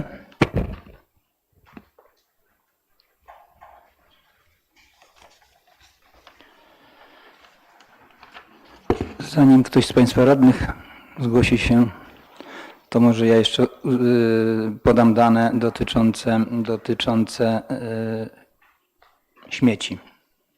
I tu, proszę Państwa, no niestety tutaj nadal nie wygląda to dość dobrze, bo po prostu mamy bardzo dużo mieszkańców, którzy nie płacą. Rekordzistą niestety jest Tumełgiew, czyli 182 osoby. To jest różnica między zestawieniem zbiorczym mieszkańców zameldowanych na pobyt stały i czasowy, a ilość osób zgłoszonych w deklaracjach. Czyli Mełgiew, znaczy to jest łącznie 182 osoby, mniej. W Dominowie 111. Franciszków wypada tutaj dość dobrze, bo tylko jedna osoba, no ale ja podejrzewam, że tam osób po prostu zamieszkujących jest o wiele więcej niż zameldowanych. W Piotrówku 2 osoby, jest różnica na minus, czyli po prostu nie płaci za śmieci. w Krzesimowie 54, w Janowicach 78, przepraszam, w Lubieńcu 23 osoby, w Podzamczu 82 osoby nie płacą za śmieci, w Minkowicach 91, w Trzeszkowicach 42, Janówku 58, w Jackowie 94, w Minkowicach Kolonii 26, w Żurawnikach 63, też bardzo dużo jak na małą miejscowość, w Przeciakowie 19, w Józefowie 23 i ciekawostka, w Nowym Krępcu zameldowanych jest 973 osoby, a osób zgłoszonych w deklaracjach 1129, czyli 156 osób więcej płaci za śmieci niż zamieszkuje. Nie, to jest właśnie ta sytuacja. Ja uważam, że w naszej gminie około 500 osób mieszka, a nie jest zameldowanych i my niejako powinniśmy te osoby niejako zachęcić, żeby zameldowały się tutaj. To samo jest w Krępcu. Też 39 osób więcej złożyło deklarację niż jest zameldowanych. A tylko te osoby zameldowane, czyli ta różnica, to jest 754 osoby razy 20 zł, razy 12 miesięcy, to jest 181 tysięcy złotych nie wpływa do kasy gminy. To tyle odnośnie śmieci. Pan radny Augustyniak, proszę. Dziękuję panie przewodniczący. Ja tak nawiązując do wszystkich inwestycji drogowych związanych tu z naszą gminą, chciałbym się podzielić taką refleksją. Otóż w poniedziałek miniony uczestniczyłem w objeździe naszych dróg, zwłaszcza gminnych, tu z komisją komunalną i chciałem powiedzieć, że wszystkie te nasze drogi, które zwiedziliśmy, są w bardzo dobrym stanie. A dlaczego tak jest? No dlatego, że między innymi temu służy właśnie ten przynajmniej raz do roku objazd przez komisję komunalną, żeby zorientować się, co zostało zrobione, jak wyglądają te nasze trakty, dukty, tudzież drogi utwardzone, asfaltowe. I na bieżąco, jak zauważyłem, pani wójt, czy też pracownicy pani wójt będący tutaj w gminie na bieżąco sygnalizują, co jeszcze jest do zrobienia, czy są jakieś ubytki na drodze, czy gdzieś jakieś dołki, czy gdzieś trzeba wyrównać destruktem, czy kruszywem jakimkolwiek, żeby te drogi były utrzymywane w należytym stanie. I dążę tutaj, żeby państwa uczulić, jak pani wójt dba o te drogi, które zostały już wykonane, żeby w dalszym ciągu one służyły naszym mieszkańcom. Chciałem tutaj zwrócić jeszcze uwagę na to, że jeżeli nasza gmina decyduje się na jakąkolwiek inwestycję, czy drogową, czy chodnikową, to bierze na siebie tę odpowiedzialność za utrzymanie tych inwestycji. I tutaj prośba do naszych mieszkańców, jeżeli dana inwestycja, czy to chodnik bardzo potrzebny, zwłaszcza chodnik i inne takie ciągi do komunikacji pieszej, jeżeli znajdują się w obrębie mieszkańca przy tym chodniku, należy zadbać o to, pomóc naszym władzom, żeby nie tylko cedować tę odpowiedzialność za wykoszenie trawy przy tym chodniku i żebyśmy wspólnie też zadbali o utrzymanie. Chciałem jeszcze zwrócić uwagę na to, że władze powiatowe, decydując się na inwestycje w postaci mobilnego LOF-u, który bardzo ładnie prezentuje się, ale niekoniecznie po okresie zimowego utrzymania i dużych opadach, chciałem tu z tego miejsca zaapelować do władz powiatowych, że jeśli takie inwestycje są budowane, to one też muszą wziąć sobie to pod uwagę, że trzeba dbać o to, żeby one były w należytym stanie utrzymane. Chodzi mi głównie o to, żeby jeżeli nie da się już w jakiś sposób zapanować nad tym, to żeby sobie też wzięli pod uwagę to, że należy przejechać się raz do roku, zobaczyć jak wygląda ich własność w zasadzie i zadbać o to, żeby chodnik był należycie utrzymany, a nie po każdym opadzie deszczu namuły różne pozostawiają ślad i ten mobilny loft nie jest przejezdny w taki sposób, żeby powiedzmy nie spowodować upadku na piachu, tudzież na innych kamieniach, które się znajdują. Także chciałbym z tego miejsca zaapelować, żebym ja się nie upominał, tylko żeby było to wpisane w kalendarz zadań własnych i dbajmy o nasze wspólne dobro w ten sposób, żebyśmy mogli w bezpieczny sposób korzystać. Także dziękuję bardzo. Dziękuję bardzo. Pan radny Szewczak, proszę. Panie Przewodniczący, Pani Wójt, Szanowni Radni. Pani Wójt, czytając raport obszerny, bardzo cieszy duża ilość inwestycji w infrastrukturę drogową, w wodociągi, w oświatę, w kulturę. Widać to gołym okiem, wystarczy przejechać przez naszą gminę. Aż nie wiem co powiedzieć, no aż oko się cieszy samo jadąc, prawda? Cieszy też to, że nie skupia się Pani na jakiejś jednej części naszej gminy, prawda? Tutaj jak widzieliśmy na tej mapce, inwestycje są rozrzucone po terenie całej naszej gminy. No i cóż Panie Wójt, no życzę, aby tak tylko dalej i z samych sukcesów. Dziękuję. Dziękuję.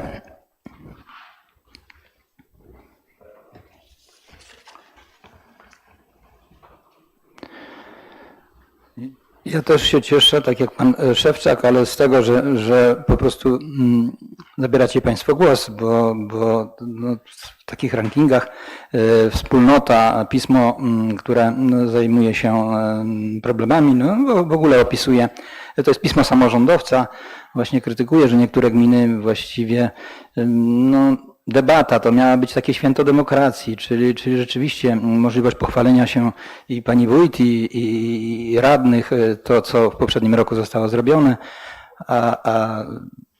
a bywa, tak jak tutaj nawet mam takie dane, że w 20% badanych gmin głosu nie zabrał żaden radny.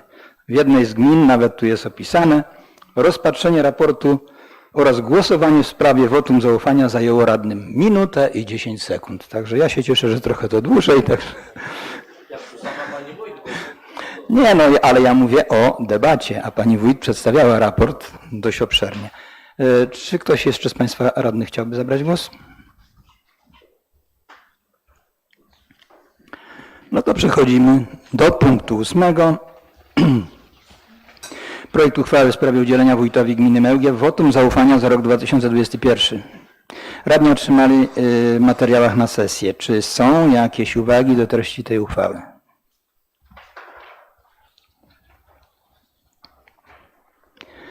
Nie widzę. Proszę przygotować głosowanie.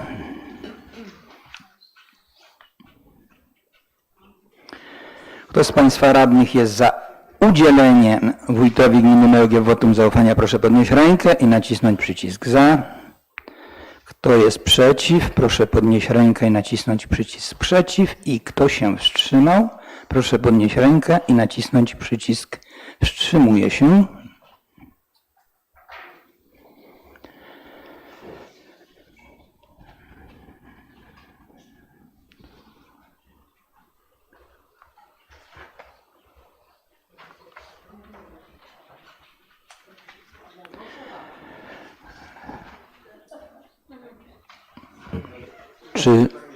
Czy są jakieś problemy techniczne?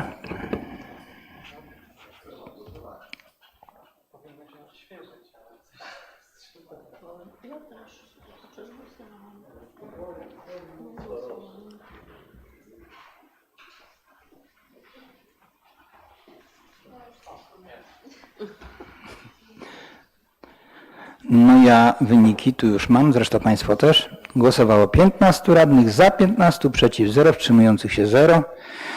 Pierwszy etap. Gratuluję Pani Wójt i ogłaszam 15 minut przerwy.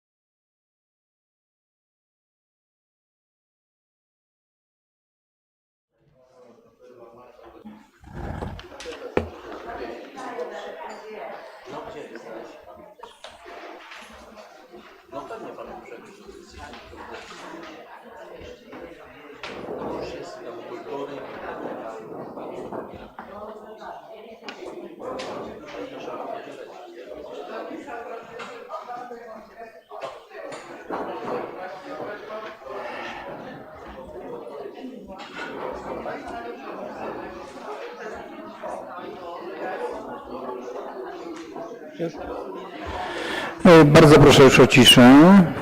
Proszę o zajęcie miejsc. Proszę Państwa, wznawiamy obrady w punkcie 9. Proszę już o ciszę. W przerwie przybyli do nas nasi goście. Ksiądz kanonik Dariusz Moczulewski, proboszcz parafii Świętego Wita w Małgwi, dziekan dziekanatu świdnickiego. Witam również Katarzynę Mariasiewicz, dyrektora Centrum Kultury Gminy Małgiew. Witam panią Urszulę Kowalczyk, kierownik Gminnej Biblioteki Publicznej w Małgwi. Za chwilę też przybędzie, jak rozumiem, pani Iwona Jaworska, kierownik Ośrodka Pomocy Społecznej w Małgwi. Także te osoby witam. I tak jak już powiedziałem, wznawiamy obrady w punkcie 9. I sprawozdanie finansowe i sprawozdanie z wykonania budżetu gminy za rok 2021 zostały przekazane radnym w terminie zgodnym z przepisami prawa. Proszę panią Agnieszkę Kurysz, skarbnika gminy Małgiew, o omówienie przedmiotowych dokumentów i przedstawienie opinii Regionalnej Izby Obrachunkowej.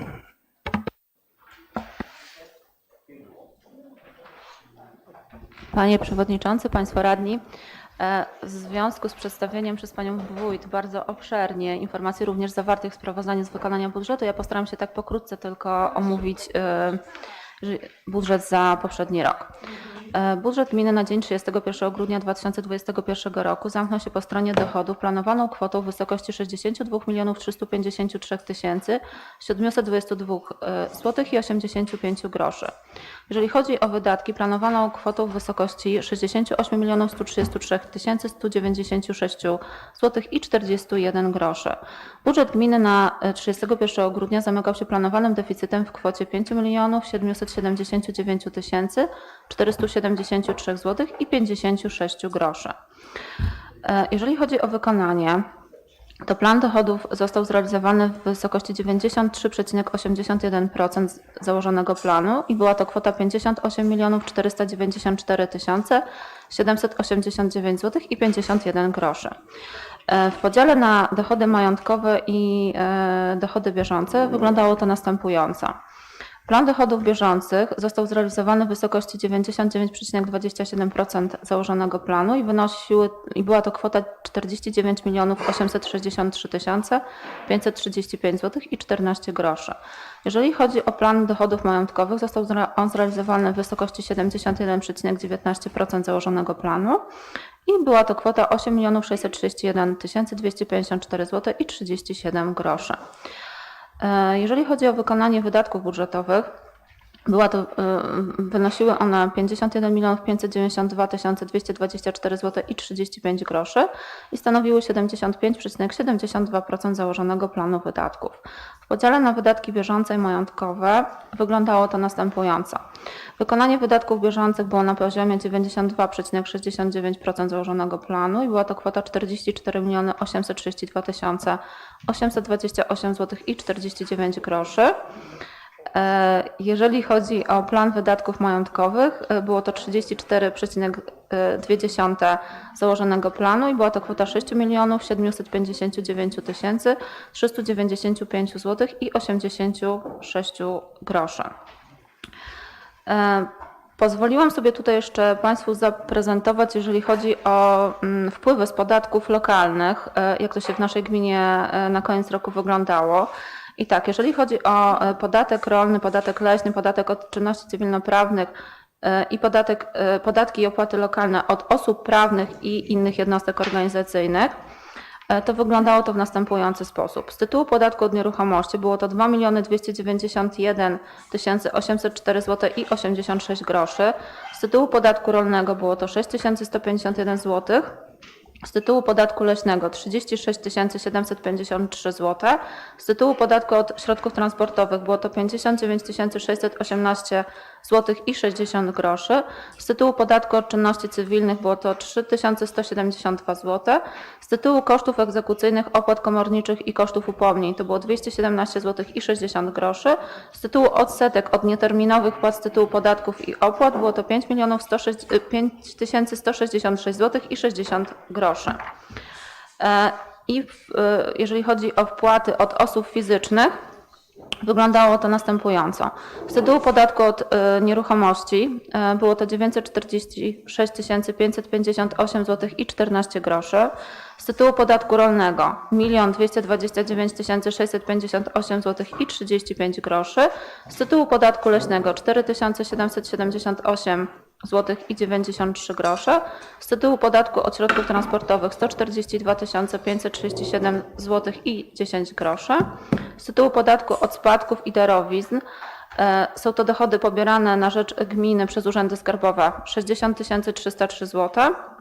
Z tytułu podatku od czynności cywilnoprawnych to są również dochody pobierane na rzecz, przez urzędy skarbowe na rzecz gminy 698 859 zł i 97 groszy. Z tytułu kosztów egzekucyjnych, opłat komorniczych i kosztów upomnień 7 855 zł i 46 groszy. Z tytułu odsetek od nieterminowych wpłat z tytułu podatków i opłat jest to 12 550 zł i 40 groszy. Uzyskujemy również tak zwane inne opłaty na rzecz budżetu naszej gminy i jest to tak, z tytułu opłaty skarbowej jest to 47 126 zł i 66 groszy, z tytułu opłaty eksploatacyjnej jest to 168 964 zł i 37 groszy, z tytułu opłaty za zezwolenie na sprzedaż napojów alkoholowych 77 788 zł i 37 groszy. Oraz innych opłat lokalnych, na przykład zajęcie pasa drogowego, jest to 23 093 zł i 57 groszy oraz tak zwana opłata adiacencka 40 903 zł 51 groszy. Dodam tylko, że według stanu na 31 grudnia 2021 roku budżet gminy po zmianach zamknął się nadwyżką budżetową w kwocie 6 902 565 zł i 16 groszy. Jeżeli chodzi o zobowiązania, mamy na 31 grudnia 2021 roku zadłużenie w kwocie 2 425 000 zł. W dniu jutrzejszym spłacamy kolejne 600 000, więc już zostaje niecałe 2 miliony. Także dziękuję. Dziękuję bardzo. Proszę jeszcze o przedstawienie opinii Regionalnej Izby Obrachunkowej. Ma Pani skarbnik, tak? Proszę bardzo.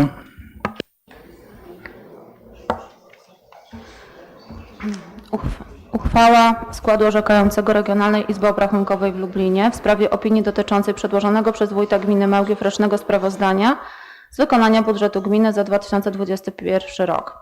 Na podstawie artykułu 13 punkt 5 w związku z artykułem 19 ust. 2 ustawy z dnia 7 października 1992 roku o regionalnych izbach obrachunkowych po analizie rocznego sprawozdania z wykonania budżetu gminy Małgiew za 2021 rok skład orzekający Regionalnej Izby Obrachunkowej w Lublinie w składzie Monika Makowska, przewodnicząca, Joanna Janik, członek, Renata Kotowska, członek, postanawia pozytywnie zaopiniować przedłożone przez wójta gminy Małgiew roczne sprawozdanie z wykonania budżetu gminy za rok 2021.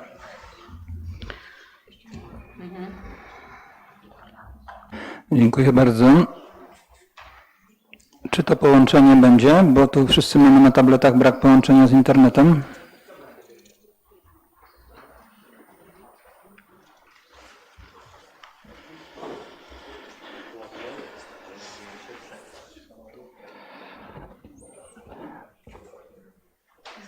Ale myślę, że w międzyczasie to połączenie z internetem nam wróci, a teraz przechodzimy do punktu 10 porządku obrad. I tu proszę Panią Urszulę Kowalczyk, kierownik Gminnej Biblioteki Publicznej w Małgwie, o omówienie sprawozdania rocznego z wykonania planu finansowego Gminnej Biblioteki Publicznej w Małgwi za 2021 rok. Pani Wójt, Szanowny Panie Przewodniczący, Szanowni Radni, goście przybyli. Informacja z przebiegu wykonania planu finansowego Gminnej Biblioteki Publicznej w Małgwi za rok 2021. Dotacja z budżetu gminy 260 000 złotych.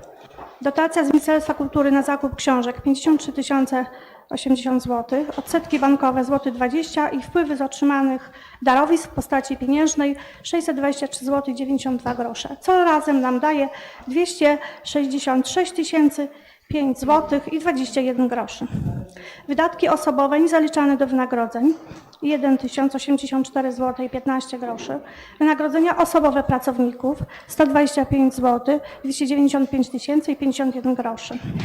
Składki na ubezpieczenie społeczne 24 259 zł i 96 groszy. Składki na Fundusz Pracy 249 zł i 70 groszy.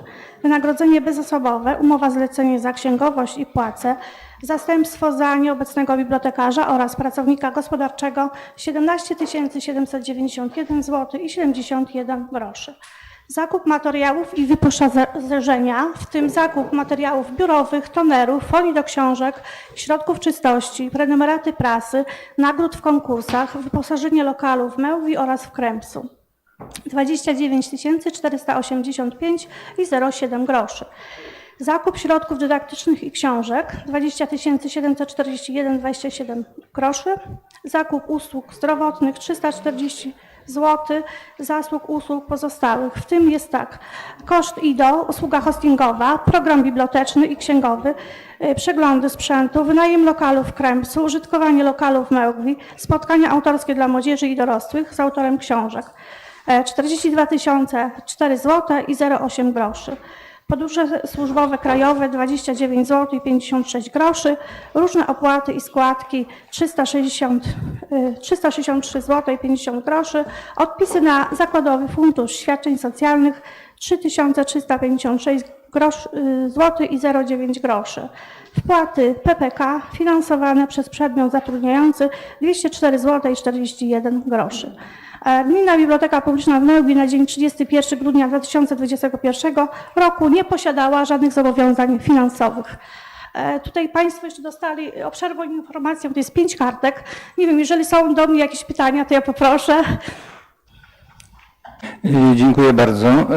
Proszę Państwa, sprawozdanie z wykonania budżetu i informacja dotycząca biblioteki i ośrodka kultury, to te pytania i dyskusja mamy zaplanowane w punkcie 14, a na razie wysłuchamy po prostu sprawozdań, a w punkcie 14 będzie możliwość zadawania pytań.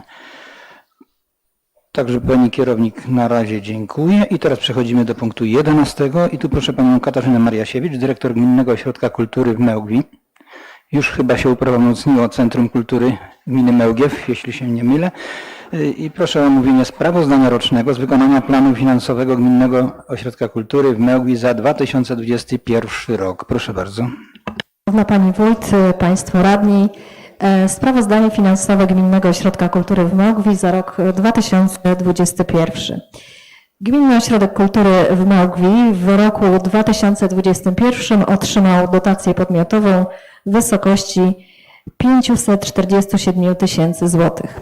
Dotacja umożliwiła pokrycie takich kosztów jak zużycie materiałów i energii w łącznej kwocie 69 362 zł 97 groszy, w tym m.in. zakup materiałów biurowych, materiałów do remontów, akcesoriów i instrumentów muzycznych, drobnego wyposażenia oraz pokrycie kosztów energii elektrycznej oraz gazu do ogrzewania.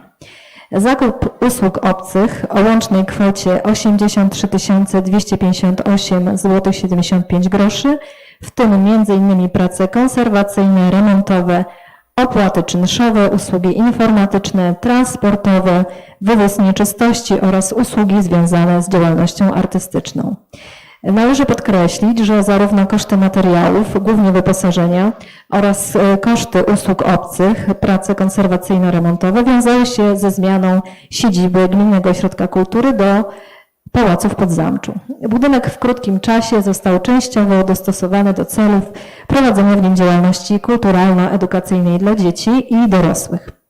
Wynagrodzenia w łącznej kwocie 346 494 zł 43 grosze, w tym wynagrodzenia pracowników zatrudnionych na umowę o pracę w kwocie 243 214 zł 83 grosze oraz umowy cywilnoprawne w kwocie 103 279 zł 60 groszy.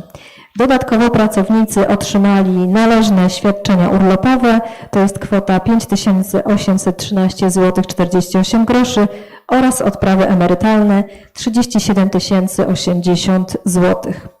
Ubezpieczenia społeczne i inne świadczenia na rzecz pracowników w kwocie 38 768 zł 85 groszy.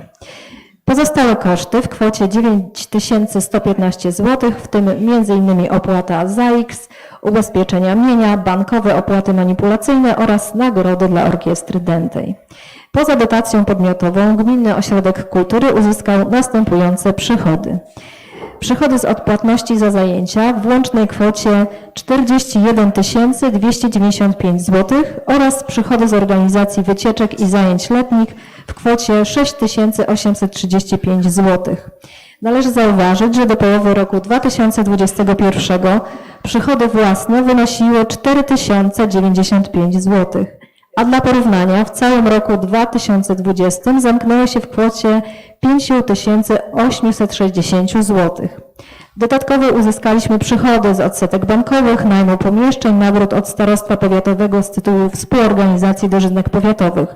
Łączna kwota tych przychodów to 17 333 zł 99 groszy.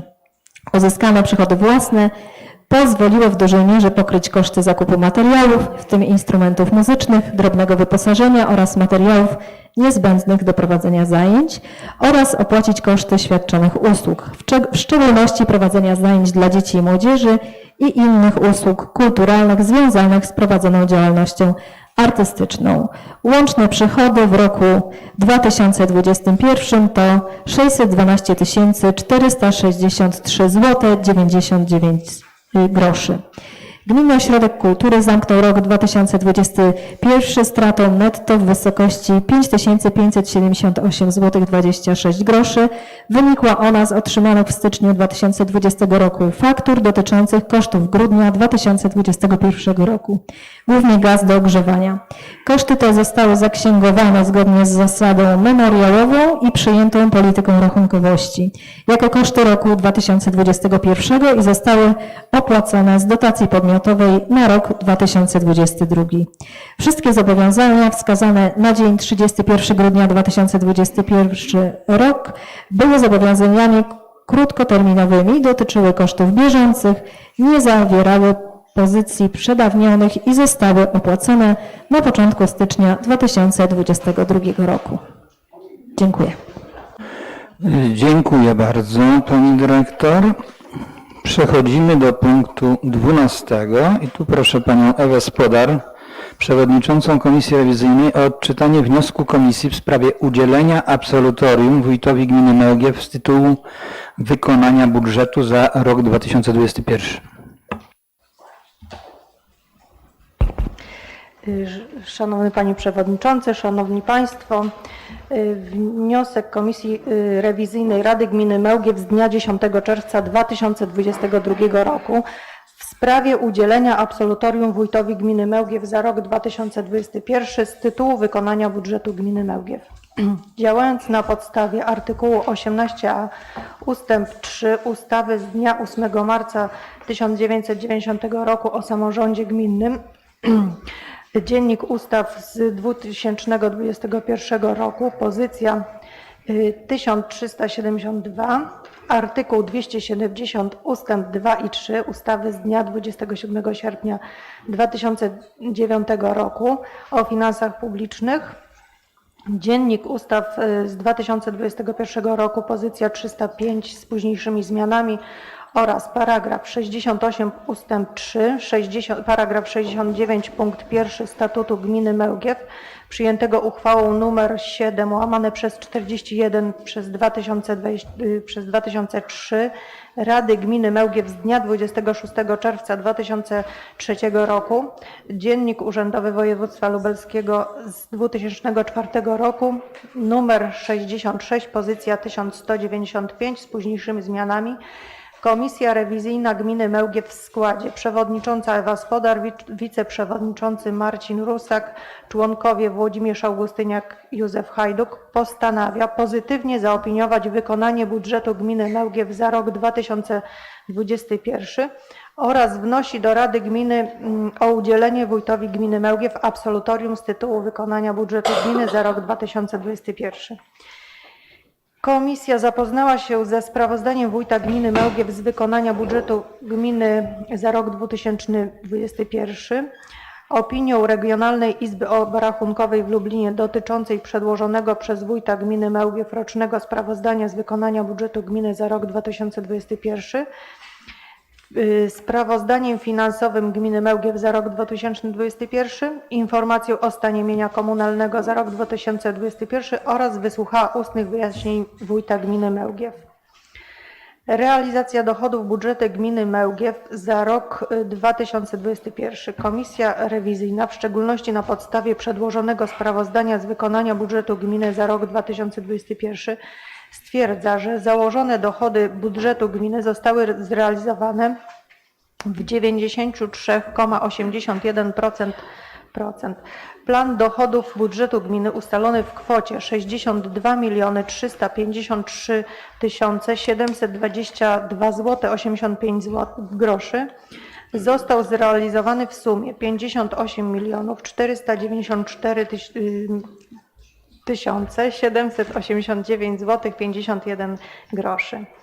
Plan dochodów bieżących w sumie 50 230 203 zł 91 groszy został zrealizowany w wysokości 49 863 535 zł 14 groszy, co stanowi 99,27% założonego planu.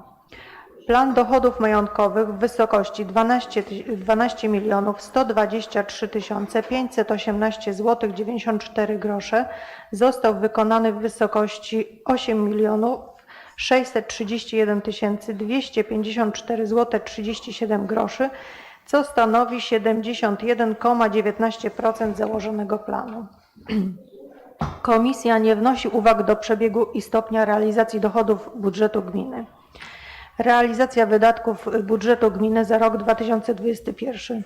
Komisja w oparciu o przedłożone dokumenty, w szczególności na podstawie przedłożonego sprawozdania z wykonania budżetu gminy Mełgiew za rok 2021, stwierdziła, że założone wydatki budżetu gminy zostały zrealizowane w 75,72%.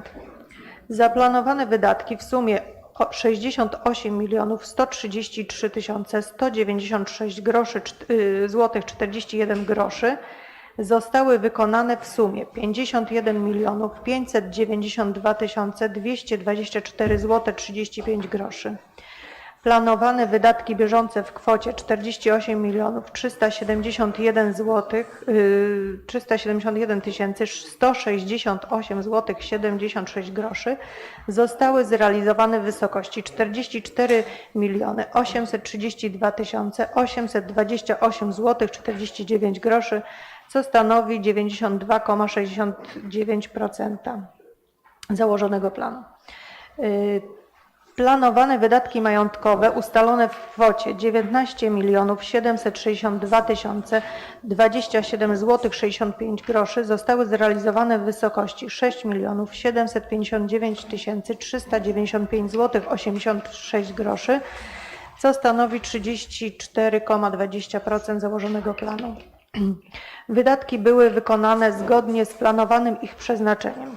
Komisja nie wnosi uwag co do zasadności, celowości i gospodarności poniesionych wydatków. Podsumowując, należy stwierdzić, że realizacja budżetu gminy Mełgiew za rok 2021 prowadzona była w sposób poprawny, zgodny z uchwałami Rady Gminy. Komisja rewizyjna pozytywnie ocenia wykonanie budżetu gminy za rok 2021. Mając na uwadze powyższe, Komisja rewizyjna kieruje do Rady Gminy Mełgiew wniosek o udzielenie absolutorium wójtowi gminy Mełgiew za rok 2021 z tytułu wykonania budżetu gminy. Wniosek przyjęto w głosowaniu jawnym następującym stosunkiem głosów: za udzieleniem absolutorium 4 głosy, przeciwko i wstrzymujących się 0. Dziękuję. Dziękuję Pani Przewodniczącej. Przechodzimy do punktu 13.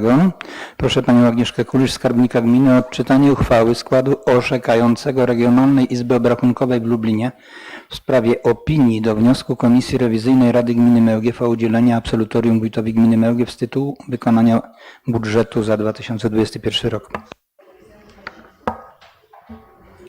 Panie Przewodniczący, Państwo Radni, uchwała składu orzekającego Regionalnej Izby Obrachunkowej w Lublinie w sprawie opinii o wniosku Komisji Rewizyjnej Rady Gminy Mełgiew o udzielenie wójtowi gminy Mełgiew absolutorium z tytułu wykonania budżetu w 2021 roku.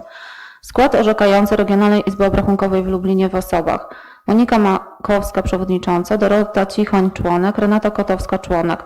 Po zapoznaniu się z wnioskiem Komisji Rewizyjnej Rady Gminy Mełgiew w sprawie udzielenia absolutorium wójtowi gminy Mełgiew za rok 2021 na podstawie artykułu 19 ust. 2 i artykułu 13 punkt 8 ustawy z dnia 7 października 1992 roku o regionalnych izbach obrachunkowych, w związku z artykułem 18a ust. 3 ustawy z dnia 8 marca 1990 roku o samorządzie gminnym, opiniuje pozytywnie wniosek Komisji Rewizyjnej Rady Gminy Mełgiew o udzielenie absolutorium wójtowi gminy z tytułu wykonania budżetu w 2021 roku.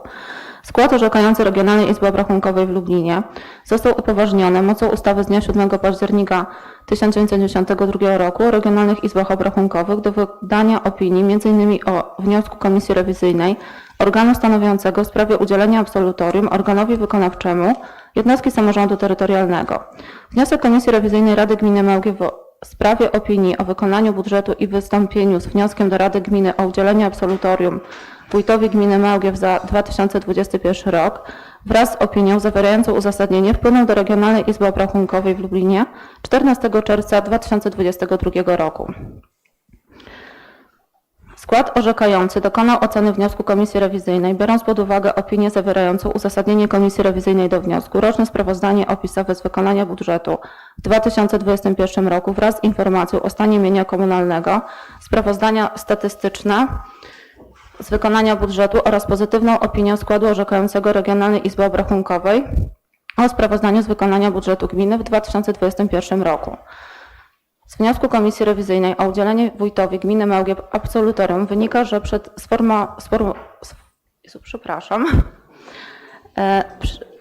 Z wniosku Komisji Rewizyjnej o udzielenie wójtowi gminy Mełgiew absolutorium wynika, że przed jego sformułowaniem komisja rozpatrzyła wymagane dokumenty stosownie do artykułu 270 ust. 2 ustawy z dnia 27 sierpnia 2009 roku o finansach publicznych.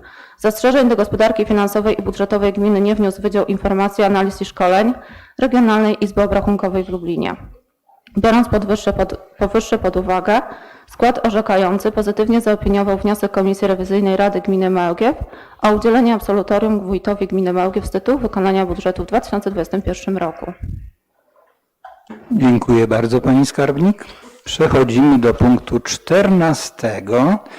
Temat sprawozdania z wykonania budżetu gminy za 2021 rok był przedmiotem obrad Komisji Rady. I tu proszę panią Magdalenę Kurowską, przewodniczącą Komisji Gospodarki Przestrzennej i Budżetu Gminy.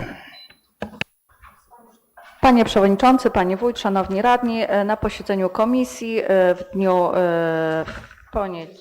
27 czerwiec powyższy projekt uchwały został zaopiniowany jednogłośnie pozytywnie. Dziękuję bardzo. Proszę pana Włodzimierza Augustyniaka, przewodniczącego Komisji Oświaty, Kultury i Spraw Społecznych o opinię. Panie Przewodniczący, Komisja Oświaty, Kultury i Spraw Społecznych wydała jednogłośnie pozytywną opinię w sprawie omawianego projektu uchwały. Dziękuję.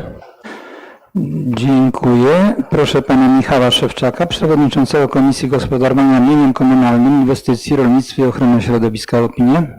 Panie Przewodniczący, Pani Wójt, Szanowni Radni, Komisja Gospodarowania Mieniem Komunalnym, Inwestycji, Rolnictwa i Ochrony Środowiska pozytywnie zaopiniowała projekt uchwały. Dziękuję bardzo. Otwieram dyskusję nad sprawozdaniem finansowym i sprawozdaniem z wykonania budżetu gminy za rok 2021. Oczywiście można zadawać również pytania dotyczące ośrodka kultury i biblioteki. Żeby państwa zachęcić, to przypomnę, że rozpatrzenie sprawozdania z wykonania budżetu to punkt porządku obrad, w którym realizuje się ważna część procedury absolutoryjnej. Rozpatrzenie sprawozdania przez radnych wymaga od nich aktywności na sesji Rady, w tym wyłącza się nieme przyjęcie tej uchwały niejako bez dyskusji. Także zachęcam państwa radnych.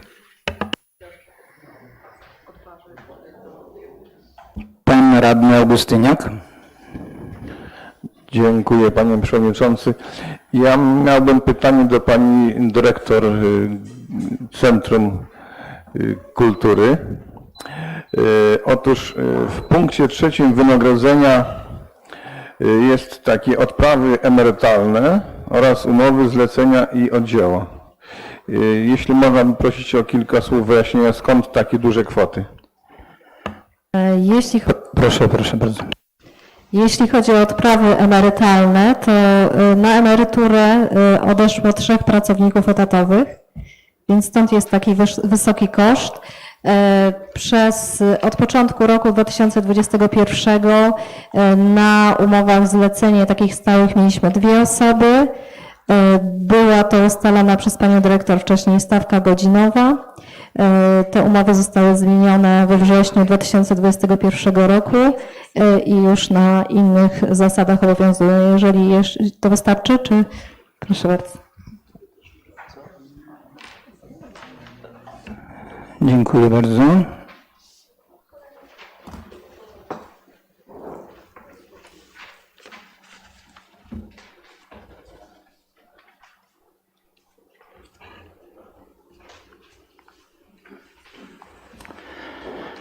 Czy ktoś z państwa radnych chciałby jeszcze zabrać głos? To ja może dopytam. Znaczy cieszy między innymi to, że Fundusz Sołecki właściwie został zrealizowany w praktycznie wszystkich miejscowościach w 100%. No tu jest jeden tam nie jako wyjątek. 75%, 38%, to jedno sołectwo tylko wykonało nisko, czyli prawie 7 tysięcy złotych nie zostało wykorzystane. To jest Mełgi. Ale chciałem się zapytać, nie wiem kogo, pani skarbnik, sołectwo Lubieniec. Bieżące utrzymanie i doposażenie altany oraz altany narzędziowej. I tu jest 7650. Co się pod tym kryje? Utrzymanie i doposażenie altany.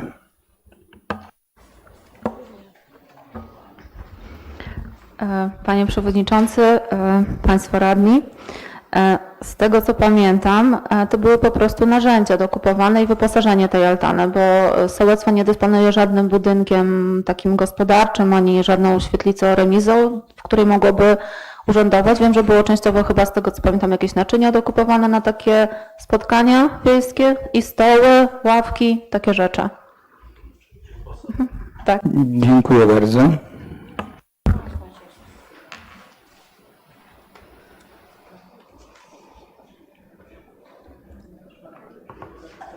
Proszę, pan radny Augustyniak. Dziękuję panie przewodniczący. Ja jeszcze chciałem się zwrócić z zapytaniem do pani kierownik biblioteki naszej. Tutaj przeglądałem oczywiście gruntownie cały kalendarz zdarzeń w roku 2021 i na uwagę zasługuje fakt bardzo dużej ilości zajęć, spotkań z dziećmi, które mają za zadanie propagowanie czytelnictwa. I w związku z tym mam takie pytanie, czy te zajęcia wpływają na zwiększenie, chyba takie założenie było, ale czy ma pani kierownik taką wiedzę, że te zajęcia wpłynęły na rozszerzenie ilości dzieciaczków, tudzież może dorosłych, aby korzystać z zasobów biblioteki naszej. Dziękuję. Tak, z całą pewnością. W moim przedszkolu to jest podstawa książka, a potem zajęcia plastyczne, czyli dzieci przychodzą razem też z rodzicami zapisać się do biblioteki. Nie chodzi o małe, ale i duże, przyciągają rodziców. Także jest też taki projekt, który trwa 3 lata już. Mała książka, wielki człowiek, to też się przekłada na zwiększoną liczbę czytelników w bibliotece. Dziękuję. Nie widzę więcej osób zgłaszających się, to przechodzimy do punktu 15. Projekt uchwały w sprawie rozpatrzenia i zatwierdzenia sprawozdania z wykonania budżetu gminy Mełgiew za rok 2021 wraz ze sprawozdaniem finansowym gminy Mełgiew Sporządzonym na dzień 31 grudnia 2021 roku radni otrzymali wraz z zaproszeniami na sesję. Czy są jakieś uwagi do treści uchwały? Nie widzę zgłaszających się. Proszę przygotować głosowanie.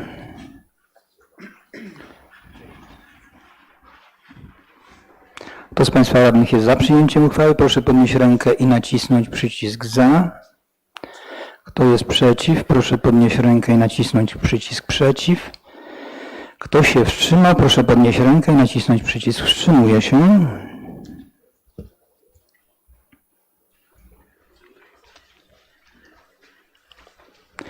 Głosowało 15 radnych, za 15, przeciw 0, wstrzymujących się 0. Stwierdzam, że uchwała została przez radnych przyjęta jednogłośnie.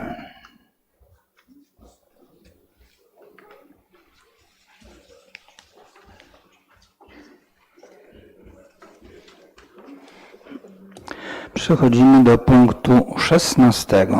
Projekt uchwały w sprawie absolutorium dla wójta gminy Mełgiew z tytułu wykonania budżetu gminy Mełgiew za rok 2021 radni otrzymali wraz z zaproszeniami na sesję. Czy są jakieś uwagi dotyczące tej uchwały?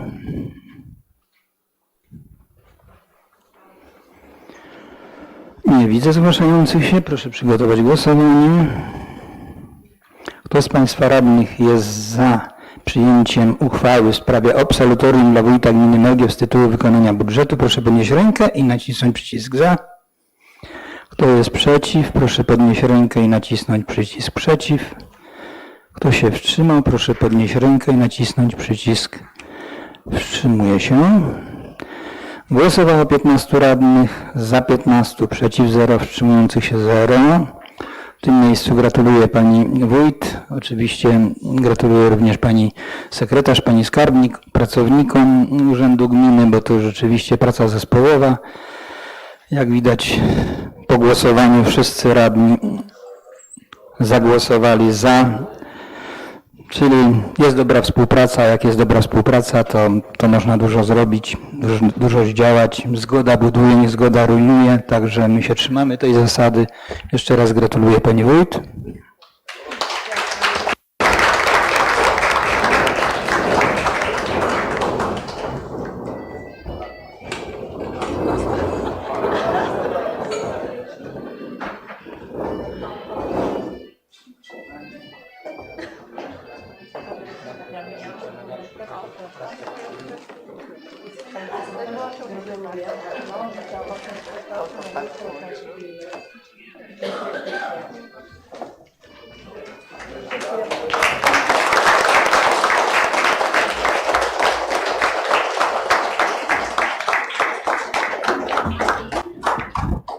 To usiądźmy. Pani wójt prosiła o głos, proszę bardzo.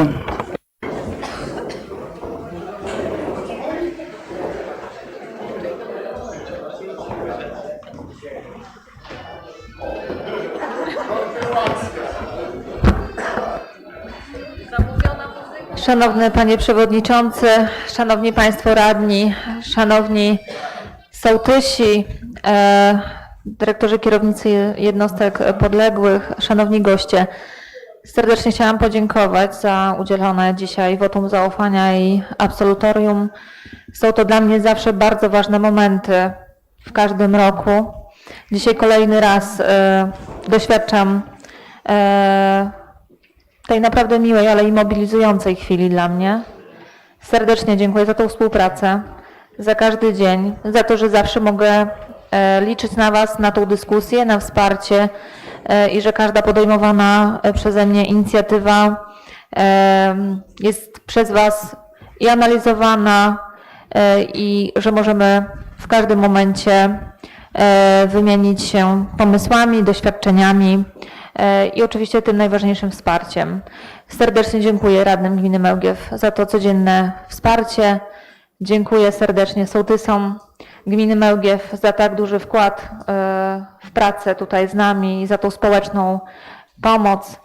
Serdecznie dziękuję dyrektorom i kierownikom jednostek podległych. Serdecznie dziękuję pani sekretarz, która naprawdę jest dla mnie bardzo dużym wsparciem tutaj w organizacji pracy całego urzędu. Dziękuję serdecznie pani skarbnik za gospodarkę finansową, za to, że każdego dnia liczy się dla nas tylko i wyłącznie dobro naszych mieszkańców. Serdecznie dziękuję pracownikom gminy Mełgiew, którzy wkładają wiele serca, wiele pracy w to, aby nasza gmina mogła się rozwijać. Jak podkreślam w każdym dniu, że każdy pracownik dokłada swoją cegiełkę do tego, żebyśmy mogli cieszyć się sukcesami. I myślę, że każdy kolejny dzień i kolejny rok będzie taki sam. Serdecznie dziękuję za to wsparcie takie fizyczne, ale dziękuję również i to za wsparcie duchowe, które bardzo jest potrzebne, to na ręce księdza proboszcza. Dziękuję serdecznie. Dziękuję bardzo. No też chyba radni, mogę powiedzieć w imieniu radnych, cieszymy się z tej dobrej współpracy, no bo rzeczywiście te pomysły pani wójt, propozycje inwestycji, my o nich decydujemy, a to, że pani wójt z tymi propozycjami wychodzi dobrymi, z korzyścią dla naszych mieszkańców, to je po prostu wspieramy. Ktoś chciałby jeszcze zabrać głos? Nie, to już przechodzimy do punktu 17 i tu proszę panią Agnieszkę Kulicz, skarbnik gminy, o omówienie projektu uchwały zmieniającej uchwałę w sprawie wieloletniej prognozy finansowej wraz z autopoprawką.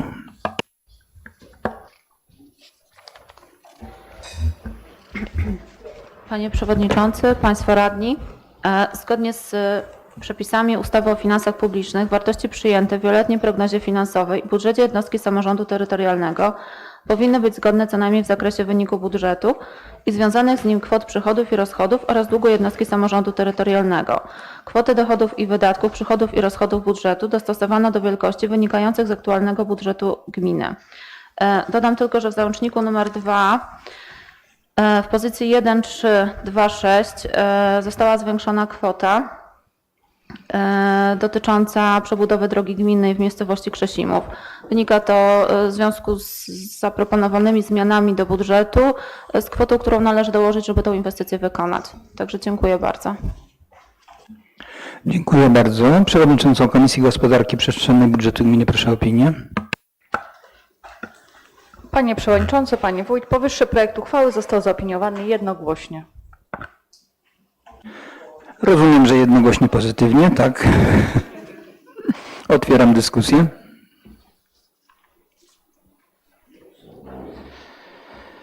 Nie widzę zgłaszających się. Projekt uchwały radni otrzymali w materiałach na sesję. Czy są jakieś uwagi do treści uchwały? Oczywiście pod głosowanie będę poddawać treść uchwały wraz z autopoprawką. Nie widzę zgłaszających się. Proszę przygotować głosowanie. Kto jest za przyjęciem uchwały wraz z autopoprawką, proszę podnieść rękę i nacisnąć przycisk za. Kto jest przeciw, proszę podnieść rękę i nacisnąć przycisk przeciw. Kto się wstrzymał, proszę podnieść rękę i nacisnąć przycisk wstrzymuje się.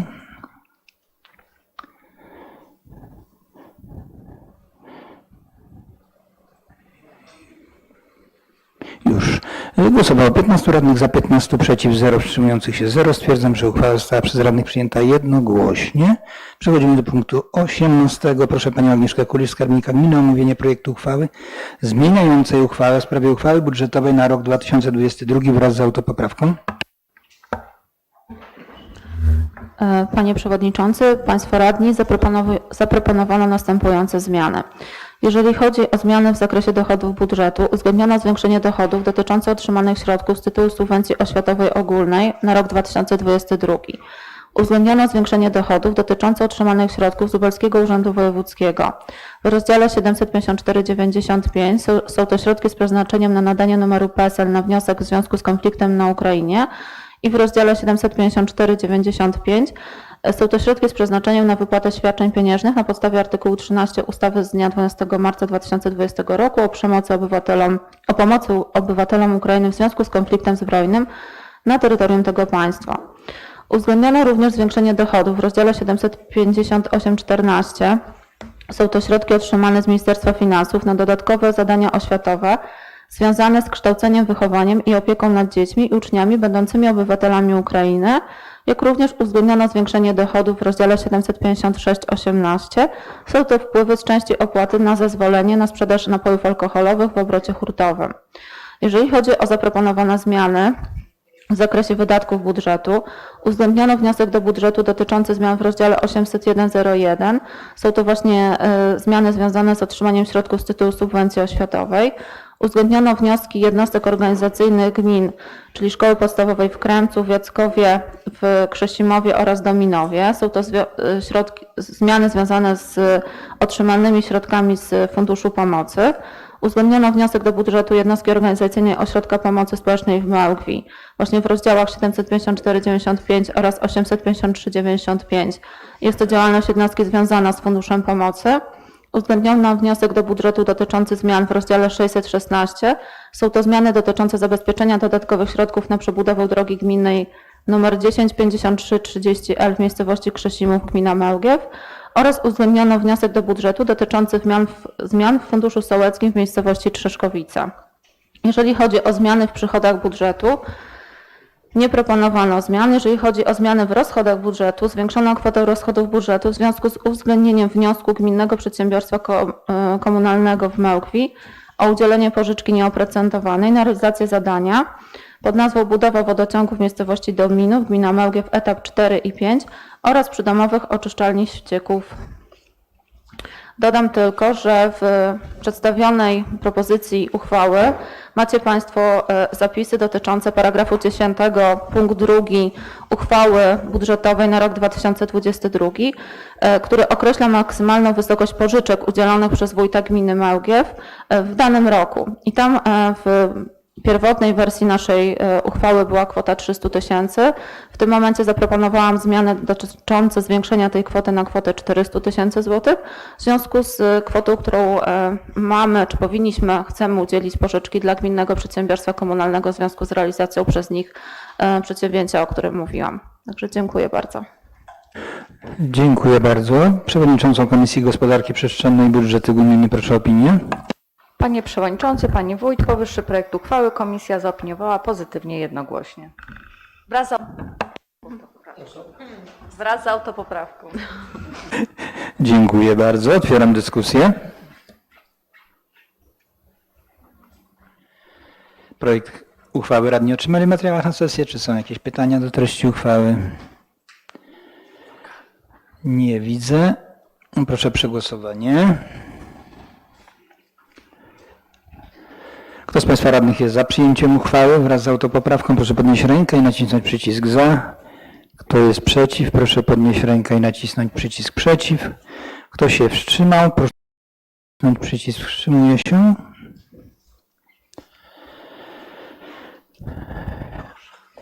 No co, dokończ.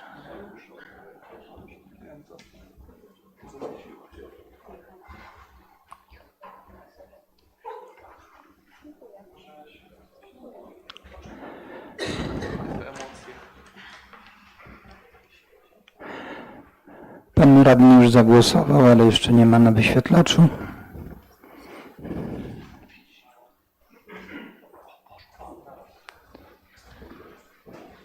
Głosowało 15 radnych, za 15, 0 przeciw, 0 wstrzymujących się. Stwierdzam, że uchwała została przez radnych przyjęta jednogłośnie. Przechodzimy do punktu 19. I tu proszę Panią Iwonę Jaworską, kierownika Ośrodka Pomocy Społecznej w Małgwi, o omówienie projektu uchwały w sprawie określenia wzoru wniosku o przyznanie dodatku mieszkaniowego oraz deklaracji o dochodach gospodarstwa domowego. Szanowny Panie Przewodniczący, Pani Wójt, Państwo Radni, proszę o przyjęcie uchwały w sprawie określenia wzoru wniosku o przyznanie dodatku mieszkaniowego oraz deklaracji o dochodach gospodarstwa domowego. Na podstawie artykułu 18 ust. 2 punkt 15 ustawy z dnia 8 marca 1990 roku o samorządzie gminnym oraz artykułu 7 ust. 1e ustawy z dnia 21 czerwca 2001 roku o dodatkach mieszkaniowych Rada Gminy Małgiew uchwala co następuje. Określa się wzór wniosku o przyznanie dodatku mieszkaniowego stanowiący załącznik nr 1 do niniejszej uchwały.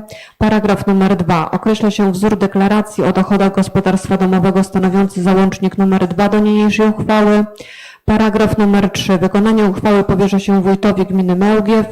Paragraf numer 4. Uchwała podlega ogłoszeniu w Dzienniku Urzędowym Województwa Lubelskiego i wchodzi w życie po upływie 14 dni od dnia ogłoszenia. Uzasadnienie. Zgodnie z artykułem 7 ustęp 1 ustawy z dnia 21 czerwca 2001 roku o dodatkach mieszkaniowych. Dodatek mieszkaniowy przyznaje na wniosek osoby uprawnionej do dodatku mieszkaniowego wójt, burmistrz lub prezydent miasta w drodze decyzji administracyjnej.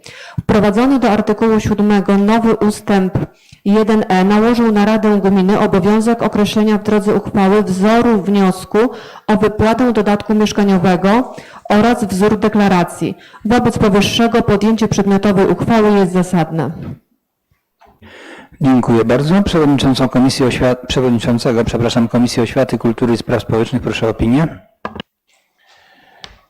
Panie Przewodniczący, Panie Wójt, Szanowni Radni, Komisja Oświaty, Kultury i Spraw Społecznych powyższy projekt uchwały zaopiniowała jednogłośnie pozytywnie. Dziękuję. Dziękuję. Otwieram dyskusję.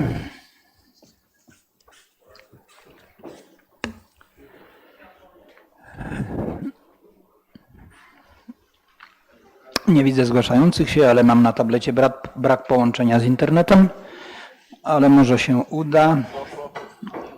Już jest. Projekt uchwały radni otrzymali w materiałach na sesję. Czy są jakieś uwagi do treści uchwały? Nie widzę. Proszę o przegłosowanie. Kto z Państwa radnych jest za przyjęciem uchwały, proszę podnieść rękę i nacisnąć przycisk za. Kto jest przeciw, proszę podnieść rękę i nacisnąć przycisk przeciw. Kto się wstrzymał, proszę podnieść rękę i nacisnąć przycisk wstrzymuje się.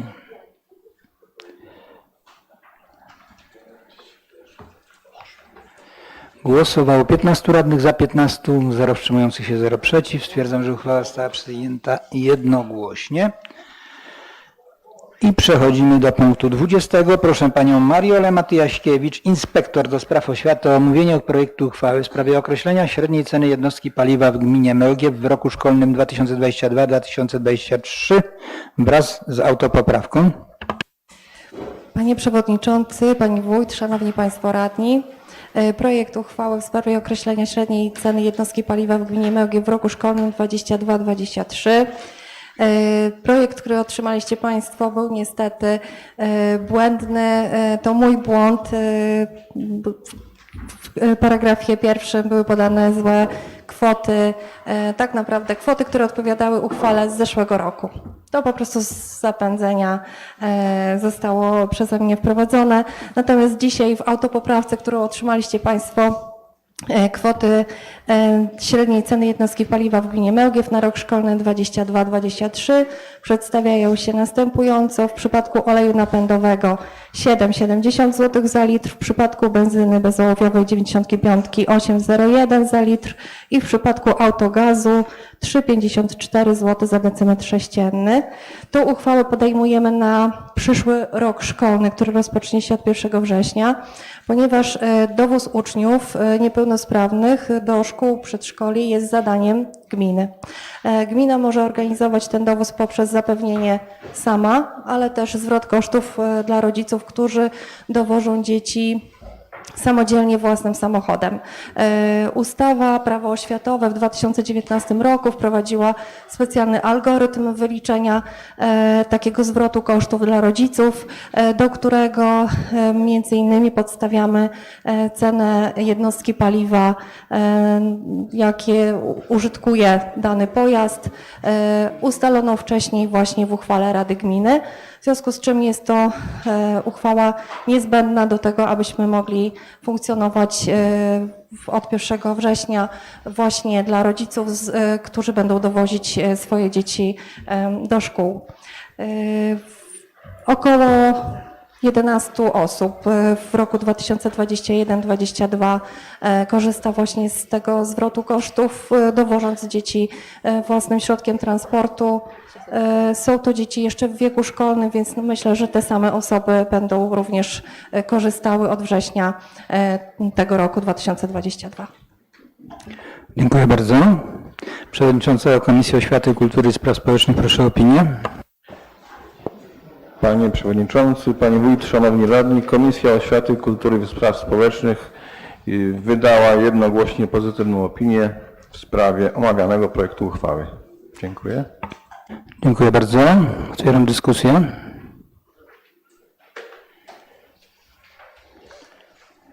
Chciałem zapytać, czy spośród tych 11 osób, którzy korzystają z tego, są osoby, które dowożą dzieci poza wyznaczony okręg?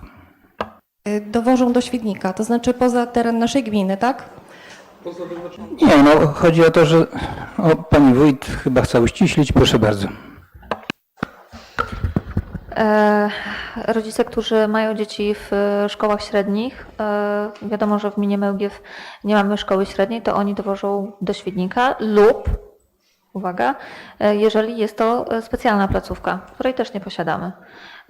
Część dzieci, które są z okręgu, są dowożone i przekracza 3 km, to są dowożone w obrębie naszej gminy. Zasada, która jest opisana zgodnie z przepisami. Dziękuję. Dziękuję. No nie do końca jestem przekonany. Czyli na przykład rodzic mieszkający w Dominowie może dowozić dziecko do Krześmowa?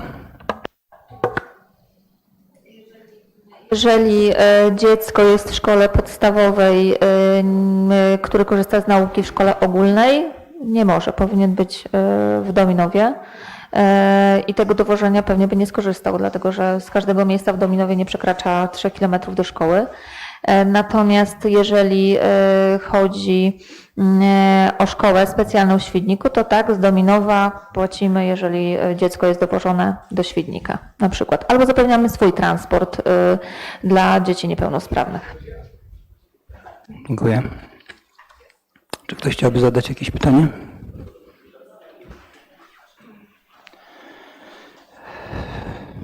Projekt uchwały ładnie otrzymali w materiałach na sesję. Czy są jakieś uwagi do treści uchwały? Nie widzę. Proszę przygotować głosowanie.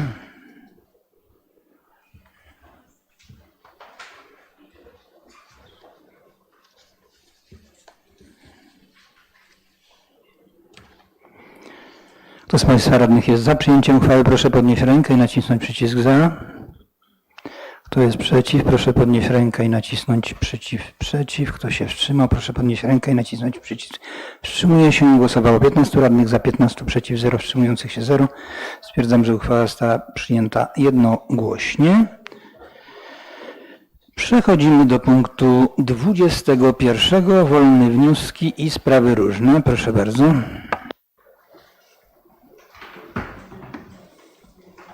Pan radny Szewczak, proszę. Panie Przewodniczący, Pani Wójt, Szanowni Radni, chciałem Państwu przedstawić protokół sporządzony w dniu 27 czerwca 2022 roku na okoliczność Komisji Objazdowej Dróg oraz Obiektów Gminnych na terenie gminy Mełgiew. Skład komisji: Magdalena Wójcik, wójt gminy, Janusz Oleszek, przewodniczący Rady, Michał Szewczak, Marcin Rusak, Włodzimierz Augustyniak, Przemysław Korgol, Krystyna Szewczyk, Dariusz Pawłowski, Magdalena Uniłowska, inspektor.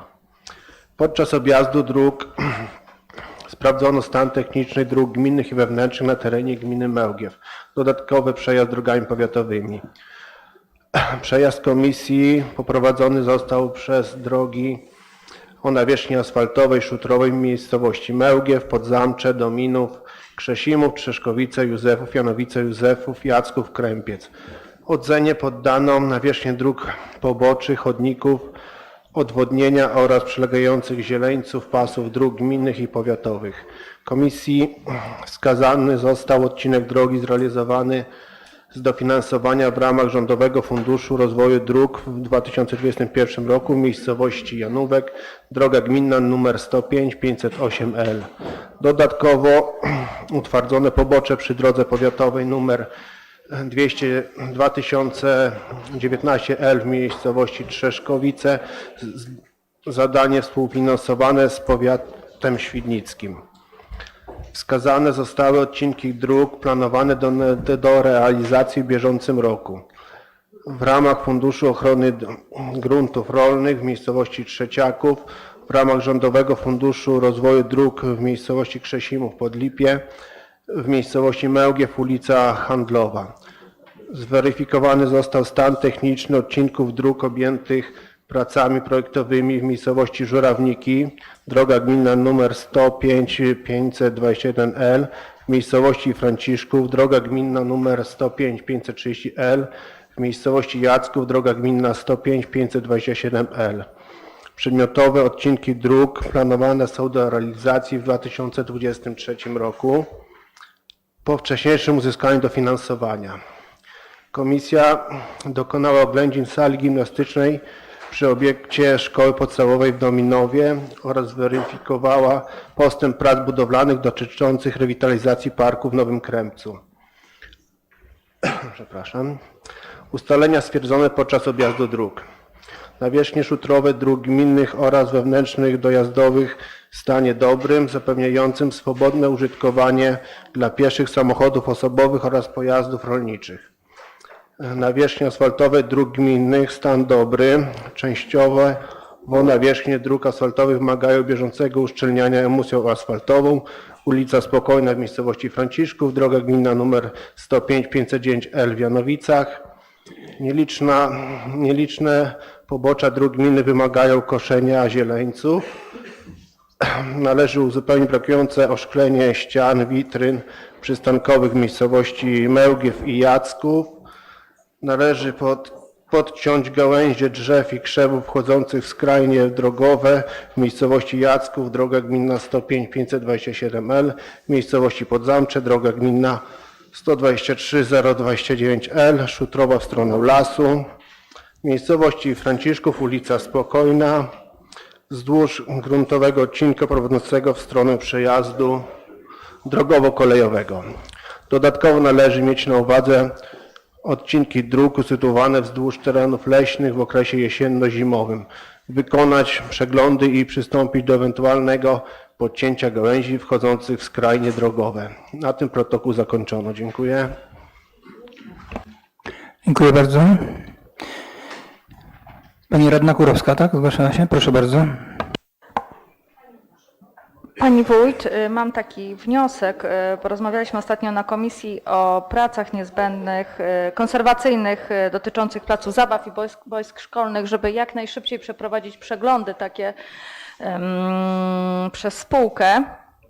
Chodzi mi tutaj o place zabaw i boiska szkolne, które nie mają zarządców takich bezpośrednich, to znaczy nie są sytuowane przy placówkach szkolnych i jak najszybciej wykonać prace konserwacyjne, aby dzieci podczas wakacji mogły bezpiecznie korzystać z tych urządzeń i placów i z boisk szkolnych.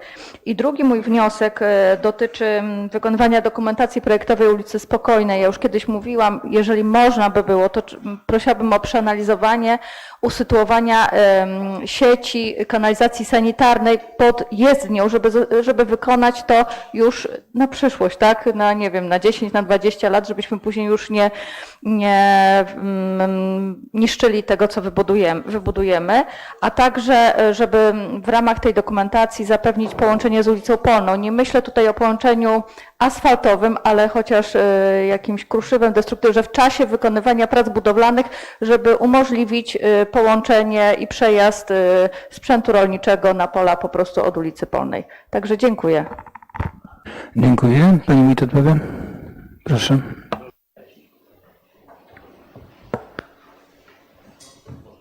Czyli proszę w pierwszej kolejności pan Franciszek Mróz.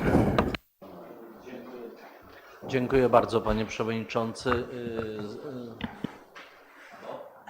Halo? Ja chciałem jeszcze dołączyć do pytań do pani wójt, może raczej do wniosków. Są dwa pytania takie. Jaki jest stan realizacji tych oświetleń na ulicy Lubelskiej? Bo tam już tyle lat nam się ciągnie jakoś to i prosilibyśmy, żeby w pierwszej kolejności jakoś można było tam założyć te światła.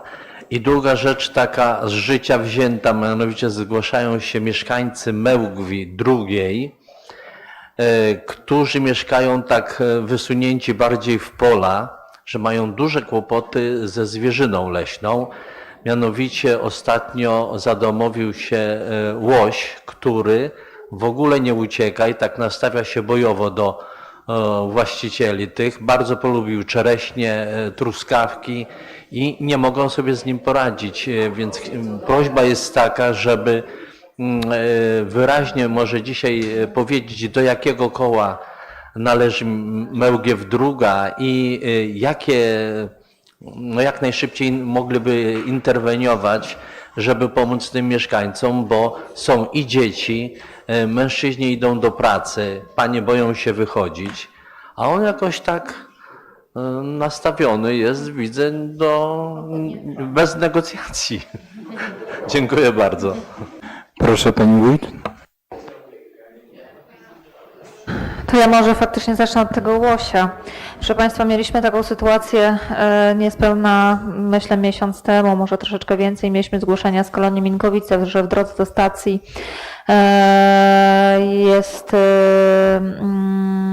jest łosza, która wygląda na to, broni swojego terenu i najprawdopodobniej ma młode i straszy przechodniów. Natomiast pamiętajmy o tym, że łoś nie jest zwierzęciem łownym, nie można go odstrzelić. Nie ma tak naprawdę możliwości jakiegoś przeniesienia zwierzęcia. Jeżeli jest w mieście, to faktycznie wtedy służby zajmują się tym, żeby zwierzę wywieźć do lasu, ale pamiętajmy, że my w mieście nie jesteśmy i nie ma gdzie oddelegować takie zwierzę. Ja razem z panią dyrektor weterynarii powiatowej w Świdniku rozmawiałam na ten temat. My możemy tylko i wyłącznie postawić tablicę, że istnieje niebezpieczeństwo, że tutaj jest możliwość, że łoś przebywa, żeby uważać, żeby nie wszedł pod samochód, prawda, i tak dalej. Natomiast takich możliwości z tego, co już żeśmy się orientowali w tej sytuacji właśnie z Minkowicami, po prostu nie ma. One same gdzieś wędrują przez okres roku, szukają sobie łatwego pożywienia, prawda, dorodnego i żeby zaspokajało ich potrzeby. Natomiast my na pewno będziemy dalej drążyć temat i możliwości, jakie są z tym zwierzęciem, bo tak jak mówię, koła łowieckie nie jest to zwierzę łowne, więc tym zwierzęciem w ogóle się nie zajmują. Nie jest całkowicie pod ich jakąś jurysdykcją taką, bardziej powinni opiekować się tym zwierzęciem, że w tym, którym miejscu jest, to po prostu ma w jakiś sposób tam przebywać. Ale będziemy ten temat na pewno jeszcze zgłębiać, jeżeli jest kolejne takie zgłoszenie. Chcą się może udomowić, zastanawiam się nad tym, co nimi w ogóle kieruje, ale na pewno to ta chęć łatwego zdobywania pokarmów po prostu. Jeżeli chodzi o ulicę Lubelską, ja tutaj chciałam sobie szybciutko znaleźć, ale jeszcze nie odnalazłam, bo my mamy, z tego co pamiętam, chyba do połowy października lub do końca października umowę z firmą Eltast dotyczącą oświetlenia tego niskoemisyjnego. Do nas na bieżąco spływają organizacje ruchu i w organizacji ruchu przy montażu oświetleń drogowych jest wskazany konkretny termin. Ja ostatnie, które pamiętam, to wiem, że od 4 lipca chyba do połowy sierpnia jest organizacja ruchu sporządzona dla ulicy Spokojnej w Krępcu i to mogę potwierdzić, ale zaraz po sesji ja odnajdę dokumenty, jeżeli chodzi o ulicę Lubelską i będę mogła wskazać jakiś konkretniejszy termin. A odnosząc się do pytań pani radnej Kurowskiej, oczywiście uwzględnimy tą nawierzchnię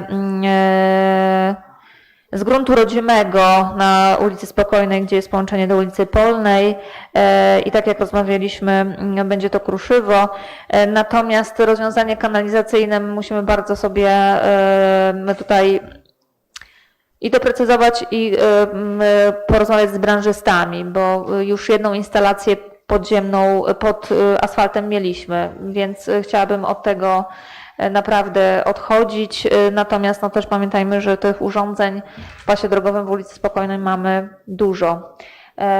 Więc jakie będą wskazania specjalistów odnoszących się do sieci kanalizacyjnej, takie zastosowanie zrobimy, ale na pewno nasze zapytania będą w tym kierunku złożone. I chyba tyle pytań było. Dziękuję bardzo. Dziękuję bardzo. Poinformuję Państwa radnych o rozstrzygnięciu nadzorczym wojewody lubelskiego stwierdzającej nieważność uchwały nr 40 przez 298 przez 22 Rady Gminy Mełgiew z 13 maja w sprawie uchwalenia regulaminu dostarczania wody na terenie gminy Mełgiew. Oczywiście to jest w części obejmującej paragraf 6 ustęp 4 w brzmieniu co najmniej oraz paragraf 8 ustęp 1 zdanie drugie regulaminu stanowiącego załącznik do uchwały. I jeszcze pytanie do pani wójt, czy spółka rozpoczęła już spryskiwaniem spękanych jezdni, czy ma zamiar to robić, czy już rozpoczęła? Jeśli nie, to kiedy rozpocznie?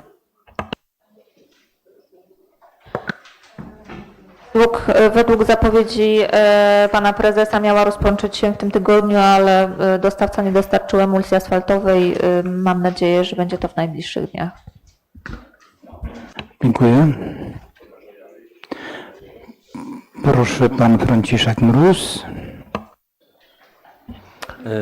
Panie Przewodniczący, Panie Wójt, Szanowni Radni, ja chciałem się odnieść do sugestii tutaj pana radnego Augustyniaka, drożność po opadach, więc tutaj rozmawialiśmy, jest taka propozycja, ponieważ są rzeczy, które musimy robić właśnie, co pan przewodniczący w tej chwili powiedział, jeśli są warunki do spryskiwania. U nas obiecaliśmy, że na terenie gminy Mełgiew będzie robiona ulica Piasecka i ulica Szkolna i po rozmowach w drogach powiedzieli nam, że od 15 do końca lipca będą te spękania i dziury uzupełnione. Także odnośnie drożności przy ścieżce rowerowo-pieszej, myślę, że pani wójt tutaj wyszła z propozycją bardzo dobrą, że usiądziemy z drogami i wspólnie raz ustalimy, co i jak z tą ścieżką, żebyśmy nie byli takimi, którzy przepychają raz w jedną stronę, raz w drugą stronę. Z każdym rokiem jest to ponawiane i nierobione. Z tym, że tak jak mówię, chciałbym, żebyśmy jakąś mieli, są koszone na przykład trawniki w mieście, bo zdajemy sobie sprawę, jakie jest natężenie w Świdniku przy naszych drogach powiatowych. Później będą koszone drogi w gminach. Tak samo te spękania, więc no jakoś ta ścieżka zawsze umknie, albo nie ma czasu, albo są inne prace. Myślę, że też oznaczenia drogowe, które tutaj radni nam zgłaszali, skrzyżowania, pasy, tutaj na ulicy Kościelnej, też tam właśnie radni sygnalizowali. Będziemy spróbowali jakoś to w wakacje zrobić, bo do tego ten okres jest dobry. Chciałbym jeszcze powiedzieć, że bardzo dziękuję mieszkańcom tu na ręce pani sołtys z Jackowa, że jednak w Jackowie, jak się jedzie po prawej stronie do Świdnika, cieszy to, że tak ładnie jest, te pobocza są utrzymane. Natomiast przy ścieżkach rowerowych też będą po drugiej stronie, no zwłaszcza tam, gdzie nie ma budynków i są gołe pola, spróbujemy jakoś to, żeby to miało wygląd. Natomiast jeszcze chciałbym powiedzieć, że zbliża się przebudowa drogi powiatowej. Tutaj już myślę, że w tym tygodniu już zacznie się zdejmowanie kory i chcemy, tak jak mówiłem na poprzedniej sesji, wykorzystać na ulicę Jarzębinową te pobocza, tam gdzie nie będziemy robić tej drogi powiatowej, żeby ta droga była bardziej bezpieczna i bez takich dołów po brzegach. Ja myślę jeszcze tutaj, pani wójt chyba nie napomknęła, że wczoraj na sesji było zmiana w budżecie, jest zapewniony już wkład na chodnik budowy w Podzamczu, także myślę, że do końca roku, tak jak żeśmy się zobowiązali, ta połowa tego chodnika będzie zrobiona. To chyba były wszystkie pytania, odpowiedzi. Dziękuję bardzo. Dziękuję. Pani wójt, proszę. Chciałam, Szanowni Państwo, na ręce Pana Franciszka podziękować za tą zmianę w budżecie, że będziemy mogli to wspólnie realizować i myślę, że te nasze założenia spróbujemy, jestem przekonana, że je zrealizujemy do końca roku, także będziemy mieli ten fragment może najbardziej potrzebny w tym okresie zrealizowany w miejscowości Podzamcze. A proszę Państwa, jeszcze chciałabym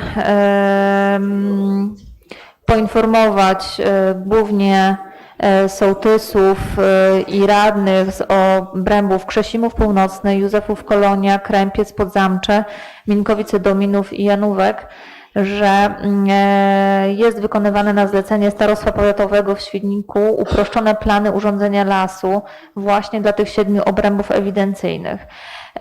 I te projekty zostały już do nas przekazane.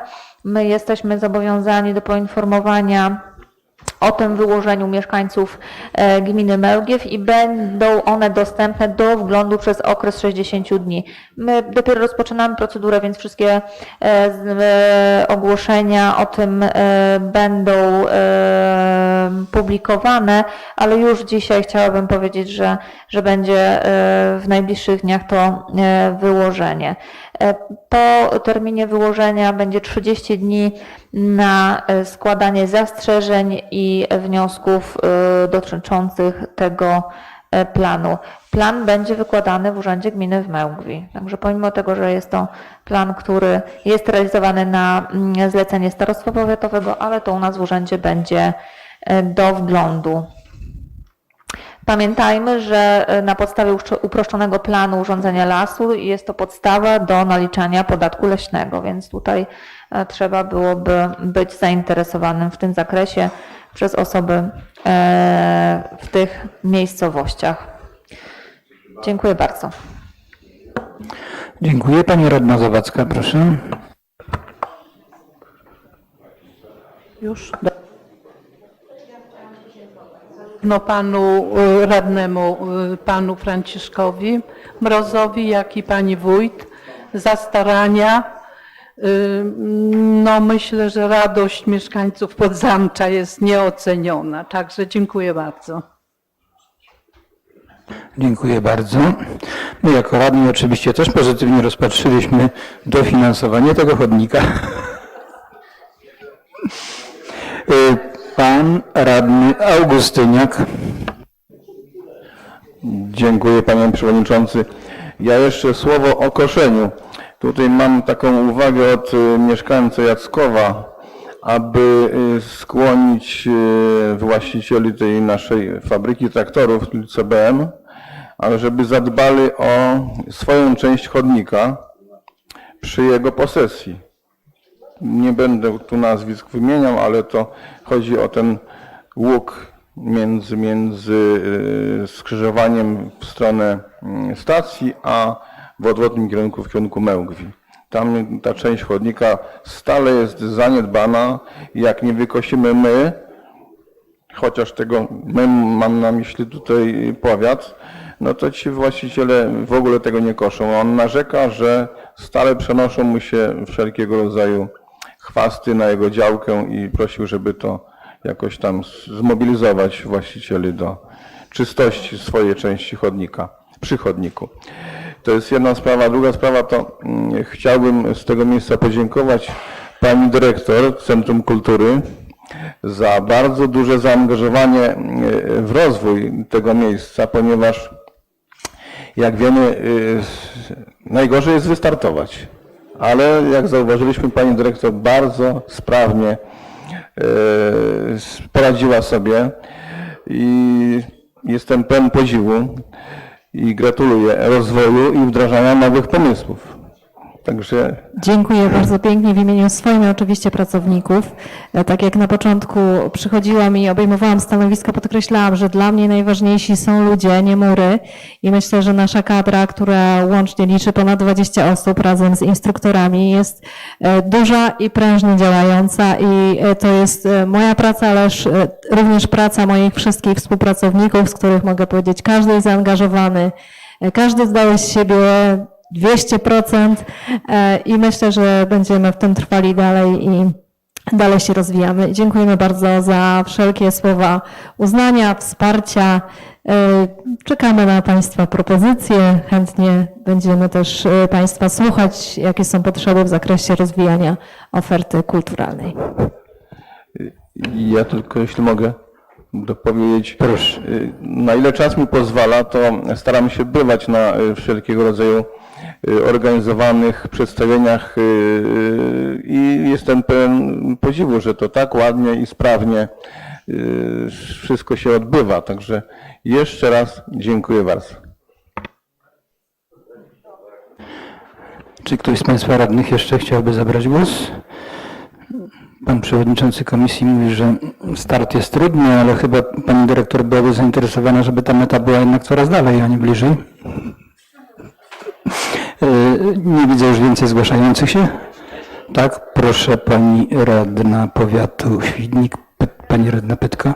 Ja teraz do pani wójt jako sołtys. Chciałam się przypomnieć z Psią Górką, żeby to już w tym roku skończyć, jak będą warunki sprzyjające i ta emulsja. I jeszcze myślę, że tak w imieniu wszystkich sołtysów tutaj do pani skarbnik bym miała prośbę, bo jak roznosimy faktury za wodę, to tak już od dłuższego czasu nie ma tych takich drobnych zaległości czy tam nadpłat i to tak ludziom rośnie. Może to by się dało jakoś, nie wiem, chociaż na odrębnej kartce. Dziękuję. Proszę pani skarbnik, będzie odrębna kartka. Tutaj. To ja może powiem, że w zeszłym roku zmieniliśmy program do obsługi, jeżeli chodzi o płatności wszelkie i myślę, że jest taka możliwość, bo wiem, że na pierwszych fakturach to się pojawiło, aczkolwiek były różnego rodzaju wyjaśnienia, dlatego to się w tym momencie jeszcze nie pojawia, ale myślę, że jak już wszystkie salda wyprostujemy, to będą wszyscy wiedzieli, czy mają nadpłatę, czy zaległości. Dziękuję bardzo. Przewidywaliśmy, że sesja będzie trwała do godziny 14, także myślę, że wyrobiliśmy się w tym czasie. Nie widzę już więcej zgłaszających się. Przechodzimy do punktu 20, czyli zrealizowaliśmy już wszystkie punkty porządku obrad. Czy ktoś chciałby jeszcze zabrać głos? Nie widzę. Wysoka Rado, drodzy goście, wobec wyczerpania porządku obrad stwierdzam w kwestii formalnej, że przebieg obrad 42. zwyczajnej sesji Rady Gminy Mełgiew odbył się zgodnie z wymogami i regulaminem. Wszystkim dziękuję za udział i zamykam obrady sesji.